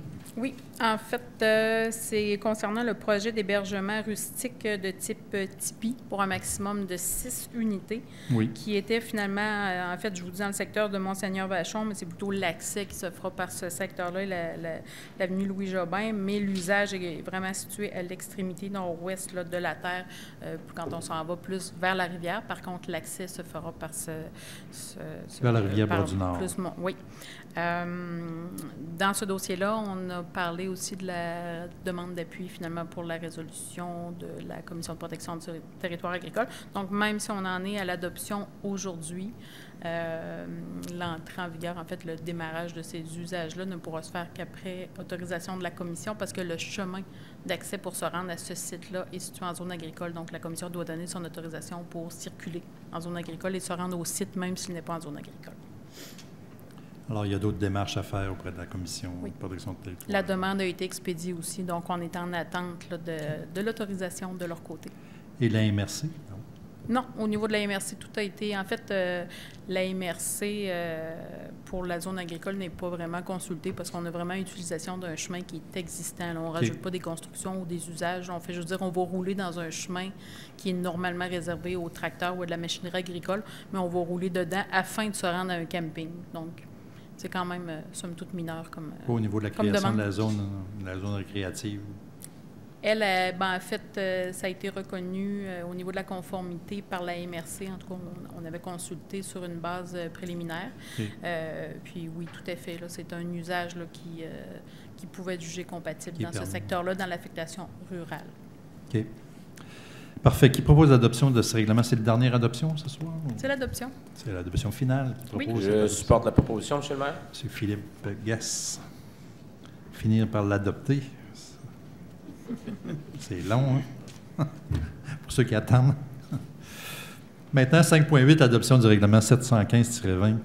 Un règlement qui modifie le règlement de zonage 583-15 afin d'assurer la concordance avec le règlement numéro 395, modifiant le schéma d'aménagement et de développement de la MRC de Portneuf et l'ouvrage de protection contre les inondations. C'est notre fameuse digue qu'on a parlé tantôt. Oui, en fait, Vachon. C'est pour intégrer le contenu de la dérogation au schéma d'aménagement que nous avons obtenu pour les ouvrages de protection contre les inondations qui comprenaient donc la stabilisation du talus et la reconstruction de la digue anti-inondation. Parce qu'on est allé jouer dans la digue sous le bord. Ça ne change rien, mais en tout cas. Oui, pour eux, ça change de quoi. Étant donné que nous étions en zone inondable, le seul moyen de pouvoir accéder finalement à une autorisation était de faire une demande de dérogation au schéma d'aménagement. Une procédure qui est finalement beaucoup plus longue que la nature des travaux à faire. Par contre, ça avait été... ça a même pris une autorisation du ministère des Affaires municipales dans ce dossier-là? Tout à fait. Pour une modification au schéma d'aménagement, ça nous prend des autorisations au niveau du ministère des Affaires municipales. Et dans ce cas-ci, une fois que tout est réglé au niveau de la MRC, bien, nous devons intégrer ces textes-là dans nos règlements de zonage. Donc, c'est vraiment purement administratif pour avoir la concordance. Pourquoi simplifier quand on peut compliquer? Bon. 5.8, qui propose l'adoption de ce règlement? M. Barrette. Puis je m'interrogeais, me disais, quelqu'un, une ville qui n'a pas de staff comme on a, là, qu'est-ce qu'ils font dans ce temps-là? Hein? Ça n'a pas d'allure. Pensez-y, là, je pense à ça là, dans le comté, là. Moi, excusez, là, regarde, la COVID. C'est pour ça qu'on a des bons employés. Ça va de la COVID. Parce que ça en manque des bouts. Ouais.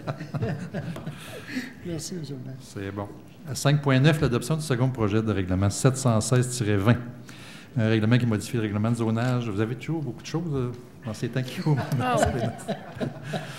Changement de règlement de zonage 583. Fait d'agrandir la zone EC5, secteur rue de la Tourbière, et de modifier une norme relative aux entrées charretières. Ah oui, c'est bon ça. Ça démontre du dynamisme, M. le maire, en urbanisme. Ça veut dire que nos citoyens rénovent, construisent, développent.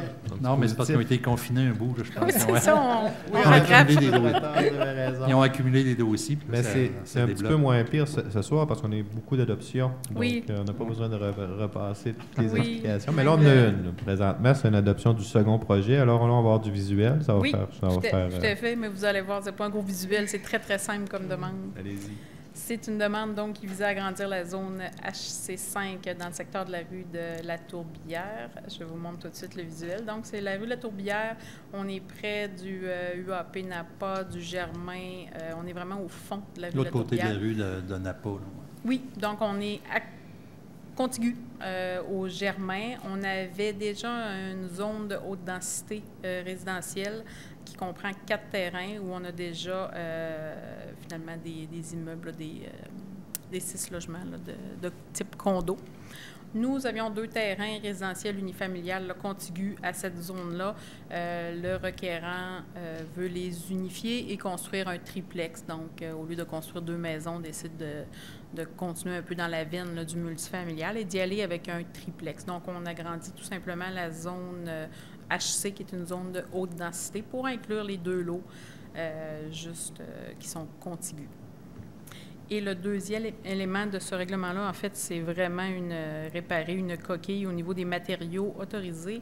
Pour les ponceaux, lors de la construction d'une entrée charretière, on se rend compte que nous obligeons soit de l'acier ou du béton, alors que finalement, ces matériaux-là ne sont plus du tout utilisés, que c'est du plastique, du polyéthylène. Donc, on s'adapte, nous aussi, aux nouvelles réalités.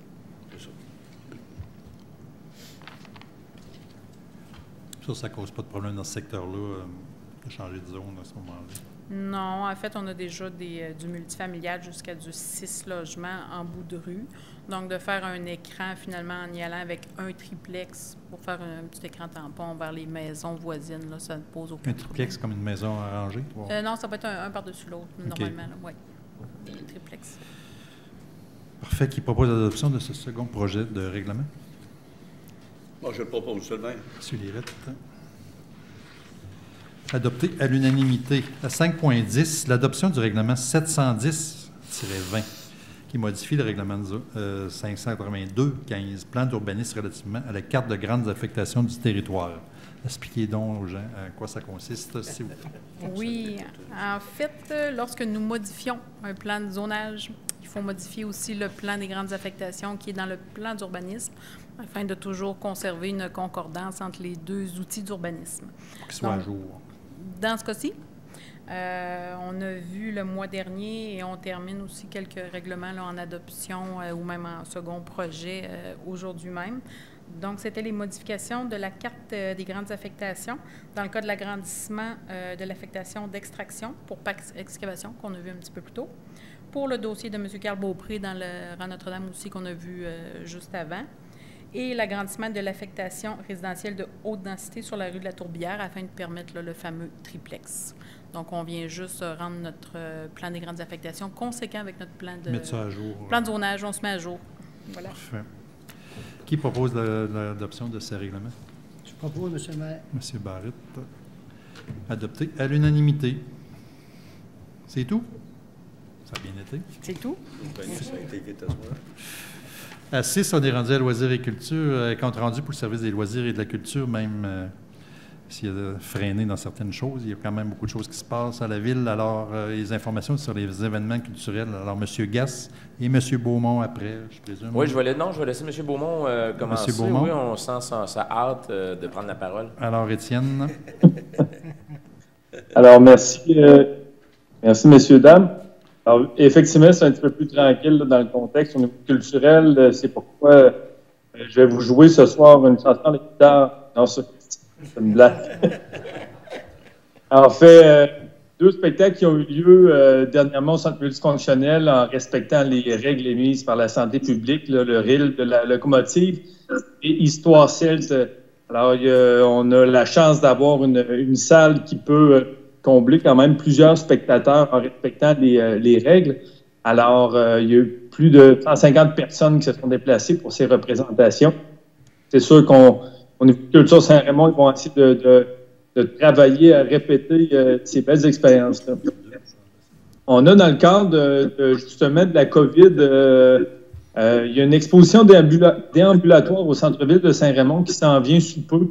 Le service des loisirs et de la culture aura sous peu le plaisir de proposer à la population une exposition unique dans Port-Neuf avec empreinte. C'est un parcours d'art public à Saint-Raymond.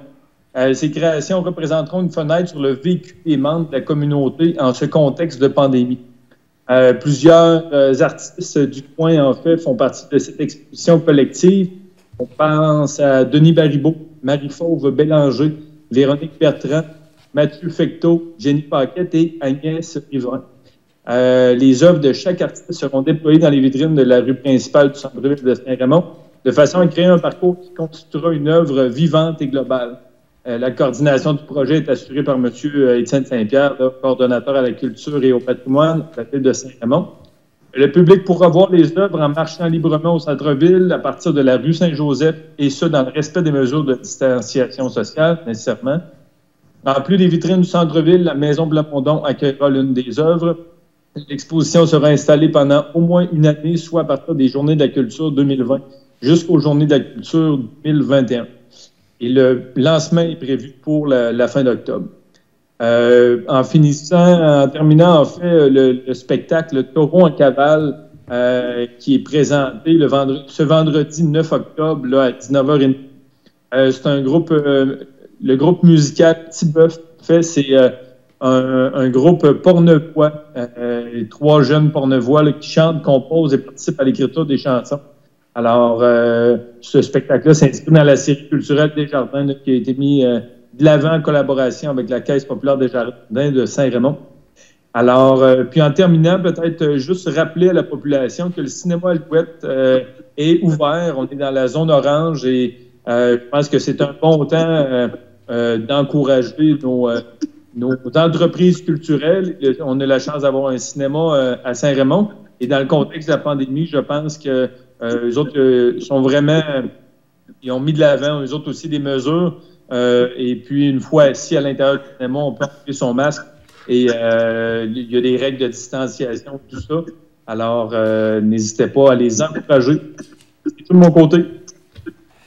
Étienne, tu parlais qu'il y avait eu 150 personnes pour les représentations, mais je pense que c'était en 2 représentations, hein, je pense. C'est en 2 représentations, effectivement. Parce qu'il faut dire qu'avec la distanciation, je crois que nos salles peuvent accueillir 90 au maximum, alors... Effectivement, ça pouvait induire en erreur. Merci, seulement. Parfait. Merci. Merci beaucoup, Étienne. Alors, du côté des loisirs, effectivement, dans les circonstances, il faut s'adapter, comme on dit. Alors, on fait preuve d'originalité. On peut le voir du côté de la culture. Alors, on prend note que l'ensemble des parcs, espaces verts et terrains sportifs extérieurs seront fermés, pas nécessairement à cause de la COVID, mais parce qu'on est rendu à l'étape de la saison, la semaine prochaine, après la fête de l'Action de grâce. Alors, on va demander aux gens, bien sûr, de respecter le fait pour que les parcs soient hivernés là, pour la saison froide. Au niveau des infrastructures, les activités présentées à l'Aréna et au centre multifonctionnel, eh bien, ça se poursuit selon les recommandations gouvernementales. Évidemment, pour ceux qui ont été, on a vu qu'il y a plusieurs mesures qui ont été mises en place. Alors, c'est très important de les respecter. C'est ce qui nous permet justement de continuer d'en profiter. En même temps, toute l'équipe de la station de ski Saint-Raymond, même si la neige n'est pas au rendez-vous, est également à l'œuvre afin de planifier la saison de ski, de planche à neige et de glissade pour tous les adeptes de ce sport. Alors, on sait que l'équipe est en préparation là, pour être prêt quand ce sera le temps. On fait preuve d'originalité aussi de ce côté. Des précisions là, seront transmises dès que les informations gouvernementales nous seront données à ce niveau. Là, pour tous les centres de ski, c'est pas mal la même chose. Alors, restez à l'affût, autant par le site Internet de la Ville, par le Facebook. C'est les meilleures manières d'avoir de l'information. Le journal municipal aussi, qui va sortir, là, je crois, sur Internet, qui est sorti. Alors, qui va sortir dans quelques jours, exactement. Merci beaucoup. Alors, ça aussi, c'est une mine d'informations. Alors, ça va être distribué aussi par le système postal et ils seront disponibles un peu à l'Hôtel de Ville. Je crois qu'on en a aussi quelques copies pour ceux qui viennent faire un tour. Alors, merci bien sûr aux citoyens de Saint-Raymond pour leur résilience, leur patience et leur compréhension. En cette période de pandémie, on ne sait pas ce qui nous attend, mais on reste à l'affût, on s'adapte au jour le jour avec ce qui nous arrive, comme on dit, là, c'est sûr. En même temps, eh bien, j'en profite juste pour mentionner que le calendrier 2021 de la Société du patrimoine de Saint-Raymond est en vente. Alors, on en a au dépanneur Ticket, à l'épicerie MG Trudel, Impression Borgia, Jean-Denis Home Hardware et la pharmacie Uniprix au coût de 10 $. Pour eux, c'est un moyen, bien sûr, d'aller ramasser des fonds. Alors, le nouveau, là, on peut voir des photos exceptionnelles d'époque au niveau du calendrier. On peut même voir là, le magasin Émile Denis au centre-ville, qu'est-ce qu'il pouvait avoir l'air, là, déjà 100 ans. C'est vraiment particulier. Alors, ça vaut la peine de collectionner ces calendriers, pas juste pour les dates, là, mais vraiment pour le continu du patrimoine à l'intérieur.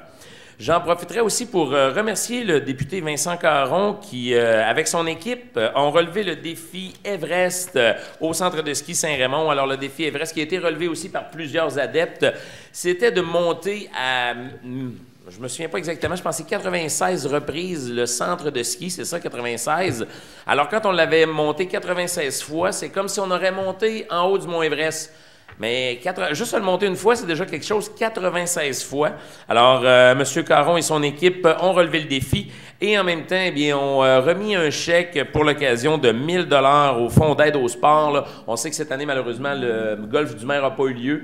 Alors, on a eu quand même un montant d'argent qui va être mis dans ce fonds pour aider nos jeunes qui veulent accéder au sport. Alors, c'est très apprécié à ce niveau-là.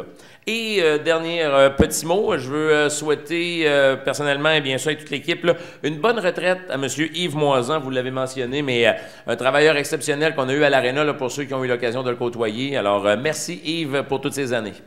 C'est ce qui fait le tour, M. le maire. Parfait. Merci, M. Gass.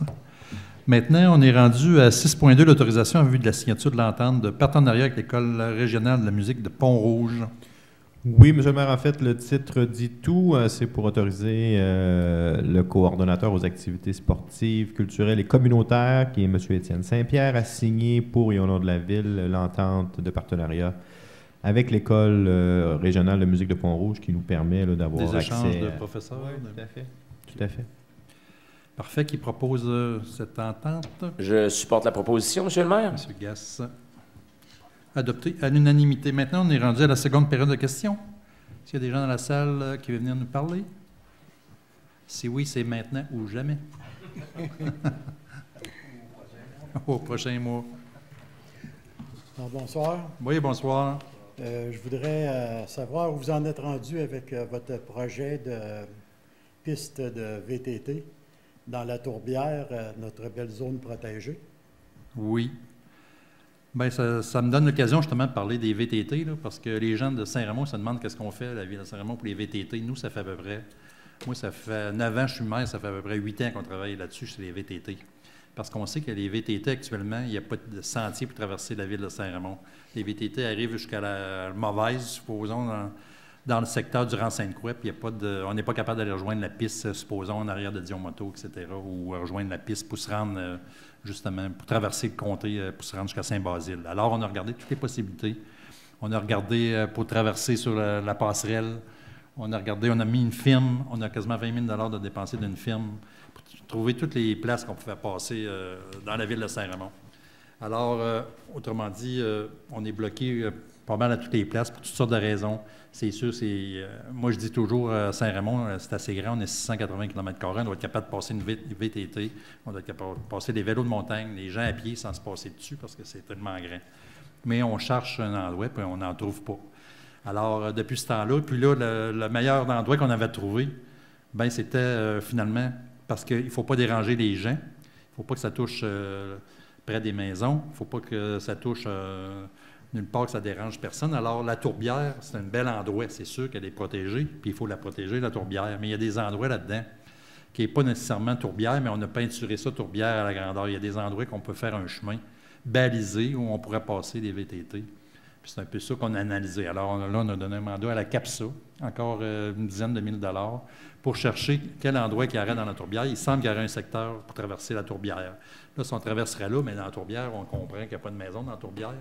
Mais il faut sortir de cette tourbière-là, soit au nord, soit au sud. Alors, c'est comme ça qu'on est rendu, là. Finalement, c'est là que vous avez entendu parler de notre projet. Puis je comprends que je pense que vous n'êtes pas très favorable à ce qu'on passe. Non, on voit toutes les troupes. Vous allez aller voir M. Gérard Plamondon ici en avant. Oui. Je pense que sa prochaine étape, c'est faire la chasse au VTT plutôt qu'au canard. Oui. Mais ça, c'est le problème. Il y en a plusieurs autres. On nomme M. Plamondon, là, mais on peut vous en nommer beaucoup d'autres. On a, nous autres, chez nous, on a des propriétaires qui chassent le chevreuil, puis qui se sont mis des petits watch, puis qui sont installés comme il faut. Et puis, ils ont eu quelques petits problèmes avec certains VTT. Et puis, par la suite, étant donné qu'ils ont eu quelques problèmes puis quelques discussions, les VTT sont venus labourer le terrain comme il faut alentour, tout ça. Ouais. C'est à peu près le sport où il y a le plus de gens irrespectueux. Oui. La même demande avait été faite il y a 25 ans par M. Voyer, dans le temps qui était plus jeune. Commerce. Et puis, ça avait été fait avec la demande avec le club de VTT, puis ça avait déjà été refusé. Oui. On revient 25 ans plus tard avec la même demande, où personne ne veut les voir parce qu'ils sont achalés partout. Donc, on ne peut pas passer les VTT. La TV communautaire nous avait donné la chance, il y a 8-10 ans, de nous montrer que l'environnement fait bien ce qu'elle veut. Quand on voyait les 10 roues dans la réserve, puis ça ZEC, remplir les étangs de gravelle pour faire passer les VTT, pour les faire monter vers la tuque, puis tout ça. Vous avez une belle passerelle, vous les interdisez, sa passerelle. Pour quelle raison vous les interdisez là? Parce qu'il n'y a pas de personne, il n'y a pas d'endroit à l'autre côté de la passerelle à passer. Vous n'auriez un endroit là, pour le faire aller. Vous avez déjà une continuité d'un bar. S'il pouvait passer sa passerelle, il pourrait sûrement pouvoir traverser... Non, au Randy-Nord, il n'y a aucun endroit là, pour traverser au Randy-Nord. C'est ça. Il faudrait probablement négocier puis se faire une autre passerelle sur le bras du Nord, pour traverser le bras du Nord. Mais pour aller rejoindre un pont, on a regardé toutes les possibilités. Si on traverse la passerelle, on arrive dans le Randy-Nord, on n'a pas d'accès pour traverser finalement entre les différents lots qu'il y a là. Puis en passant par la Tourbière, ils vont aller où après? Bien là, justement, là, on aurait une entente pour aller rejoindre le pont de fer. On sort de la Tourbière, on peut sortir ce qui est à des fours depuis ton paquet avant. On traverse, on va rejoindre, puis on traverse sur le pont de fer. Rendu là, sur le pont de fer, on traverse dans nos étangs, puis on va rejoindre Laurent-Sainte-Croix. C'est un peu ça le sentier qui avait été proposé par M. Voyer, là, en fait. Alors, c'est là que ça dérangeait le moins de choses. Puis c'est ça le problème. M. Plamondon, comme là, il y a des problèmes parce qu'on n'a pas de sentier balisé nulle part pour traverser la ville. Alors, les gens s'en vont en plein champ. Ils s'en vont partout. M. Plamondon, il avait fait, quand on dépasse Sauvageau, puis il y avait ces terres ou les terres qu'il loue, là, qui sont là en bas en culture, puis qui dépassent, qui se rendent jusqu'au domaine des Mélèzes. Il avait fait un sentier sur le bord, il avait balisé un sentier sur le bord de ses terres, mais il ne respecte rien. Ils ont labouré ses champs aller-retour. Chez Claude Joe, ils ont été obligés de incroyable. Il a mis des blocs de ciment, même à des places, il a mis des chaînes. On ne peut pas se fier sur une grande partie de ça, ce monde-là. C'est bien de valeur. Ils pensent que tout leur est permis. Ils passent partout. Ah, c'est un terrain savaneux. C'est permis à tout le monde, ça. Il y a une bonne association, mais souvent, ce sont des gens qui sont... Une petite partie du monde, c'est comme l'automobile, quoi que ce soit. Il y en a comme on parlait tantôt des champs, là, M. Plamondon, là, il y avait des automobiles, des camions qui ont été dans son champ, pas seulement que des VTT. Mais ça reste le sport motorisé où il y a le plus de gens irrespectueux. Une petite partie, là, mais en général, le monde qui circule en VTT, en club, en fédération, la moyenne d'âge, ils ont à peu près 45 ans. C'est pas ce monde-là qui va faire du dommage. C'est surtout le monde qui sont des alentours qui cherchent un sentier. Et ce monde-là, c'est comme demain matin, on enlève le sentier de motoneige, vous allez avoir du monde qui va aller partout. C'est pour ça qu'on les embarque dans un sentier pour être certain de faire le moins de dommages possible. Et tantôt, quand vous parliez de la chasse, c'est pour vous dire qu'avec le club quad, ils ferment le sentier quand c'est le temps de la chasse. Il y a des clôtures que là, actuellement, il n'y en a pas, fait que le monde se promène partout dans le temps de la chasse, c'est misérable, c'est désagréable, je veux dire. Mais s'il y avait un sentier, le sentier serait fermé complètement. Fait qu'il y a des avantages des fois aussi avec un sentier, c'est que là, le monde se promène sur vos terres. S'il arrive un accident, vous êtes responsable, tandis qu'avec la fédération, vous êtes couvert. C'est pour ça qu'il y a des fois qu'il y a des côtés aussi, de ce côté-là aussi, là, exactement. Là. Mais comme on vous dit, ça fait plusieurs années. Quand tantôt vous avez parlé, ça faisait à peu près 20 ans, ça fait 18 ans que j'avais regardé de ce côté-là. Et c'était à la CAPSA, puis il avait dit, dans ce temps-là, c'est une terre humide, mais on ne l'avait pas examiné. Là, on a travaillé beaucoup dessus. On a mandaté la CAPSA pour faire un relevé de terrain. Et avec la CAPSA, on a vu des endroits qui sont au sec et que c'est passable. Alors, c'est pour ça qu'on a avancé, on est revenu avec ce dossier-là. Parce qu'on a regardé un peu partout pour passer avec des sentiers qui vont faire qui dérangent le moins de monde possible. Et c'était ciblé avec l'agence qu'on a mis de voir juste ça le meilleur endroit. Alors, pour la passerelle, on a éloigné ce secteur-là parce que c'est plus le vélo de montagne qui est dans ce secteur-là, puis ça a été favorisé pour aller plus à l'ouest. Et c'est pour ça qu'on a ciblé plus ce côté-là pour aller du côté ouest et que ça avantagerait plus. Puis on s'éloigne des maisons. Étant donné que vous avez déjà une piste qui monte qui est juste sur le cap en haut, du côté de la Côte-Joyeuse, je ne comprends pas que vous ayez forcé un peu plus pour pouvoir continuer là pour descendre quelque part où vous vouliez aller, plutôt que de nous emmener ça. Puis là, de toute façon, la tourbière, là, j'ai été faire une petite promenade vendredi passé, puis on avait eu 2-3 jours de pluie. Puis les parties les plus sèches, là, ben, je me promenais avec de l'eau aux chevilles. Fait que j'imagine que vous allez faire remplir de gravel en masse pour que ça soit solide puis que ça se tienne bien. Ouais. Ça aidera pas beaucoup. Moi, chez nous, depuis que j'ai le terrain, depuis 1985 que j'ai le terrain, je suis construit depuis 1987, la CAPSA, à tous les ans, me téléphonait, m'envoyait une pile de papier, 8,5, 14, pour que je signe des papiers pour ne pas toucher à mon terrain, pour ne pas déranger la tourbière. Imaginez-vous donc. Hein? C'est triste, ça, là. Là, on va y aller avec une pièce de quad. On va la taper comme il faut. On va faire une bonne barrière. C'est bon pour moi, parce que je vais pouvoir faire des fossés pour moi, à pouvoir assécher après, parce que vous allez déjà avoir fait la barrière en tapant ça solide. Fait que... Mais là, nous, là, c'est un dossier, c'est qu'on a regardé les alternatives, ce que c'est plus capable de passer. Si on est capable de ne pas passer là, on ne forcera pas la main, là, M. Bourgeois, là-dessus. Là. C'est qu'on a essayé de trouver un sentier pour qu'il puisse aider à tout le monde, qui empêche d'embarquer dans des champs de culture, quoi que ce soit. Mais qu'il y ait un sentier, tout le monde va embarquer dedans. Tout le monde va rester dedans. Mais ça va aider de ce côté-là. Croyez-moi là-dessus que c'est pas la motoneige, on l'enlève tantôt, les sentiers motoneige. Il y a eu des téléphones de fait. Il y a 2 semaines à peu près, là. C'est M. Beaumont qui a fait les téléphones. Ils ont choisi ça au hasard un peu. Ils n'ont pas appelé tout le monde, c'est sûr. Ouais. Mais même offrir des compensations à des places pour pouvoir passer sur vos terrains. Puis, faites-moi pas de signe que non, là. La personne qui m'a expliqué ça, je pense pas qu'il est... Les compensations, c'est pas une compensation, c'est peut-être de mettre, supposons, de faire un canal, des affaires de même, des aménagements qu'on peut faire pour aménager un sentier pour que ça soit bon pour les deux côtés. Bien des fois, le sentier motoneige, on faisait tout un chemin pour des fois, pour le propriétaire était vraiment content qu'on passe ça pour que ça s'aménageait. C'est des affaires de même qu'on peut faire.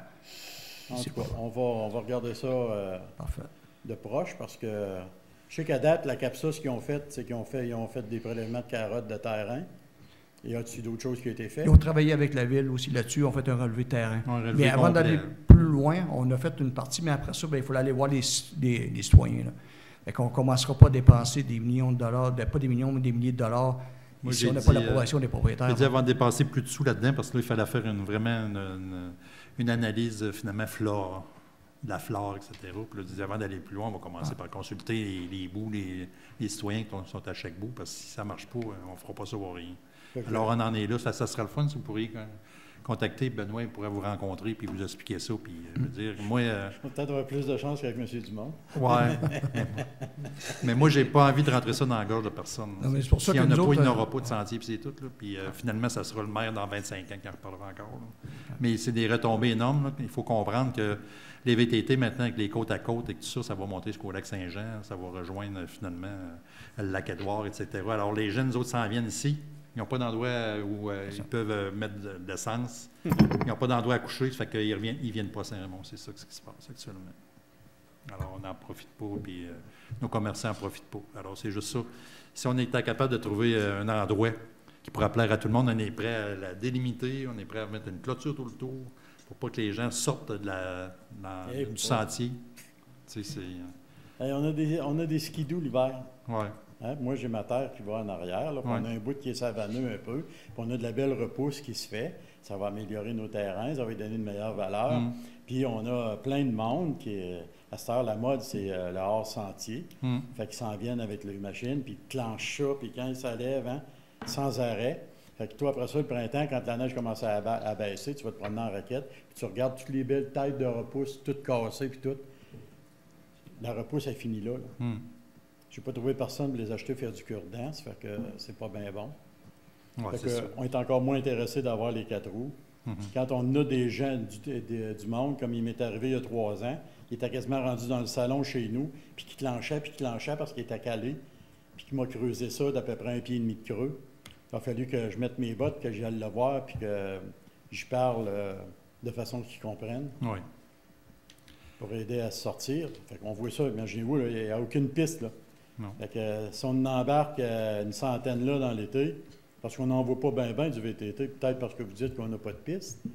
Mais pourtant, il y en a pas mal alentour. Il y en a une en haut qui monte. Bien, il y a énormément de résidents de Saint-Raymond qui ont des VTT. Ouais. C'est sûr que c'est sûr, parce qu'ici, il y a beaucoup de gens qui ont des chalets, ça ZEC, puis un peu partout. Là. Mais moi, j'ai des demandes, des gens qui ne sont pas capables de sortir de Saint-Raymond, justement, à VTT. Alors, il y a des demandes autant de ceux qui en veulent que de ceux qui n'en veulent pas. Alors, on est pris un peu dans ce dilemme-là. On aimerait bien résoudre ce problème-là, mais il ne semble pas que... Je vous le souhaite. On l'ait actuellement là, en main. En tout cas, s'il y a quelqu'un qui ça lui tente, il peut m'appeler. On va régler le dossier, puis peut-être qu'avec un sentier balisé, ça va être mieux actuellement que le free for all. Tout le monde va partout. Là. Alors, c'est un peu ça qu'on cherche une façon de traverser, de se rendre jusqu'au pont de fer.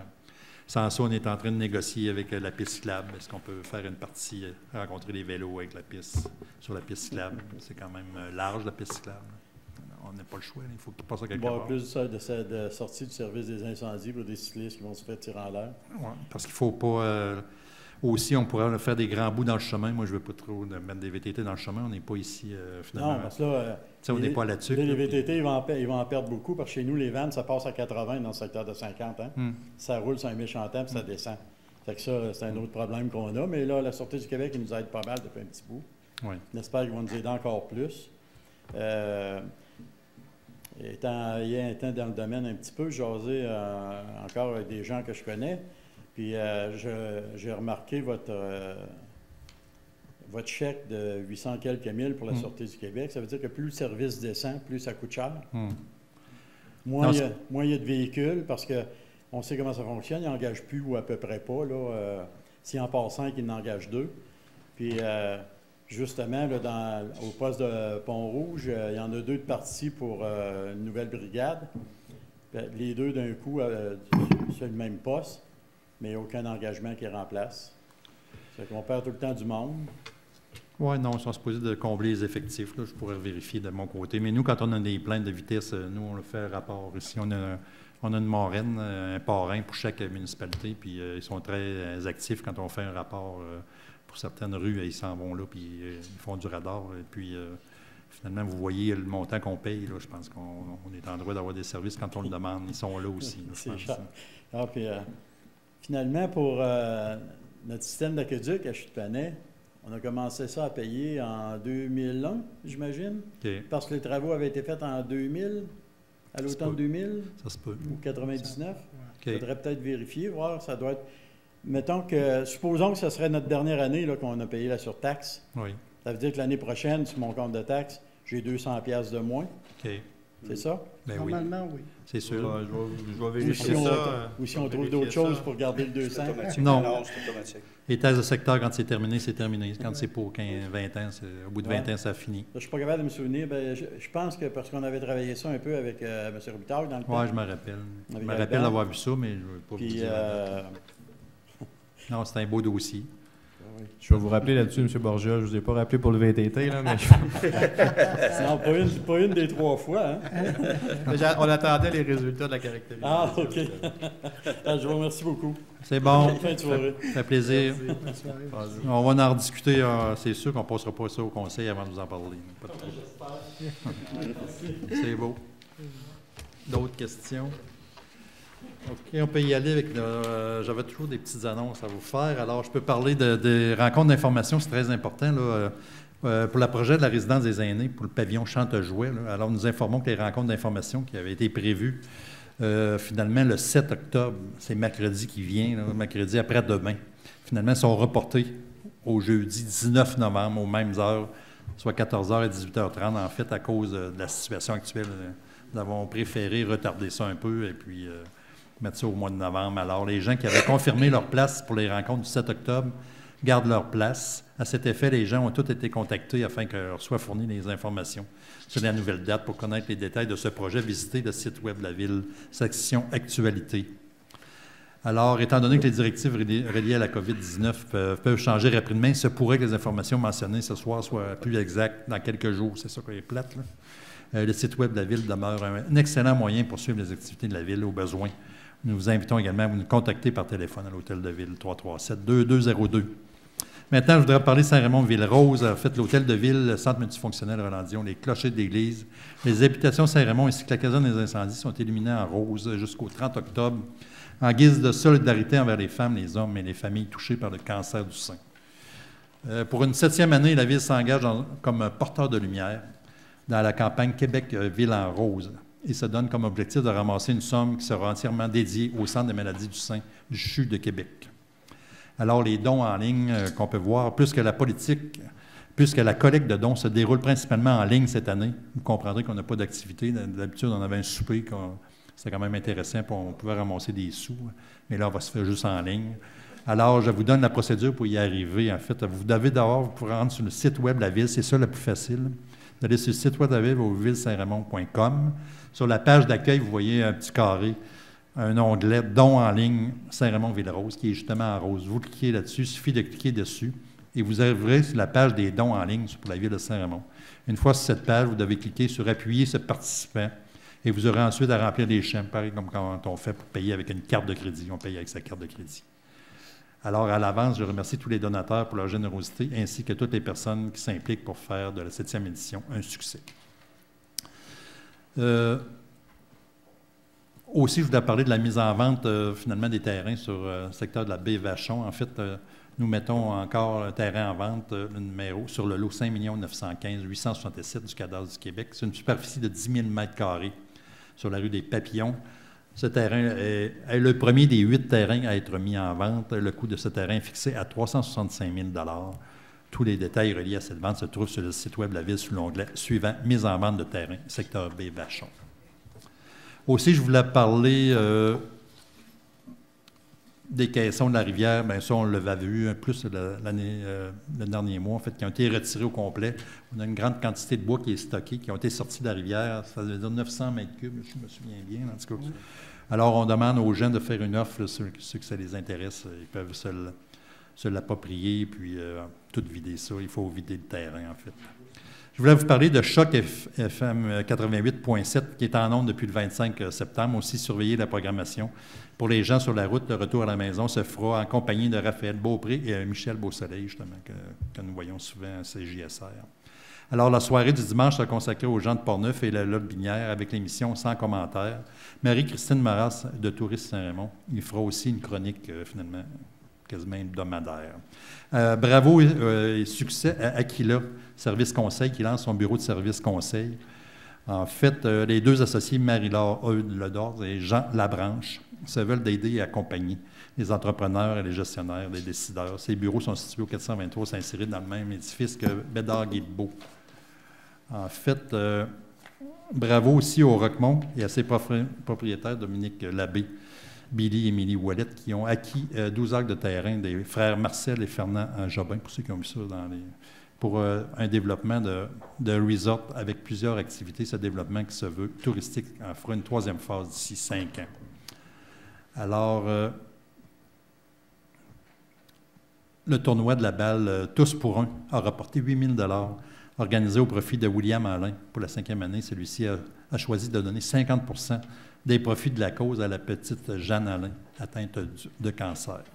Bravo aux joueurs, aux bénévoles, aux donateurs et William pour leur générosité.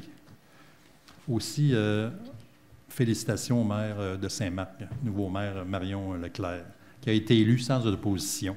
Alors, bonne chance. Rappelons que M. Leclerc a fait partie de notre comité santé depuis le début. Alors, il est très impliqué au niveau de la santé. Et puis hier, c'était la Journée internationale des pompiers. On en a parlé finalement. Alors, je profite pour remercier les pompiers et la brigade de Saint-Raymond pour tous les services rendus. Parfait, merci. Alors, la prochaine séance du Conseil se tiendra le 9 novembre 2020, le mois prochain. Alors, merci. Bonne fin de soirée. Merci. Bonne fin de soirée. À bientôt.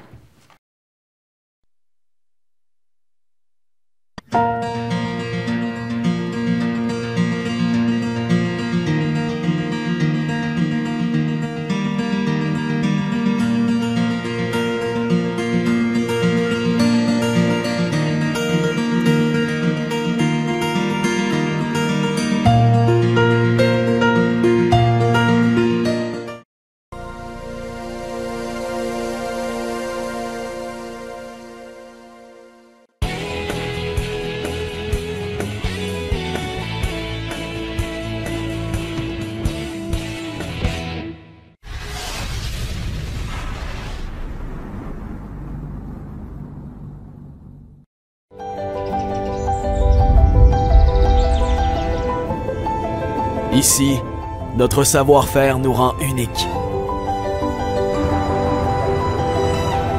Ici, notre dynamisme fait notre renommée. Nos commerçants sont notre fierté. Et notre centre-ville, il faut le détour.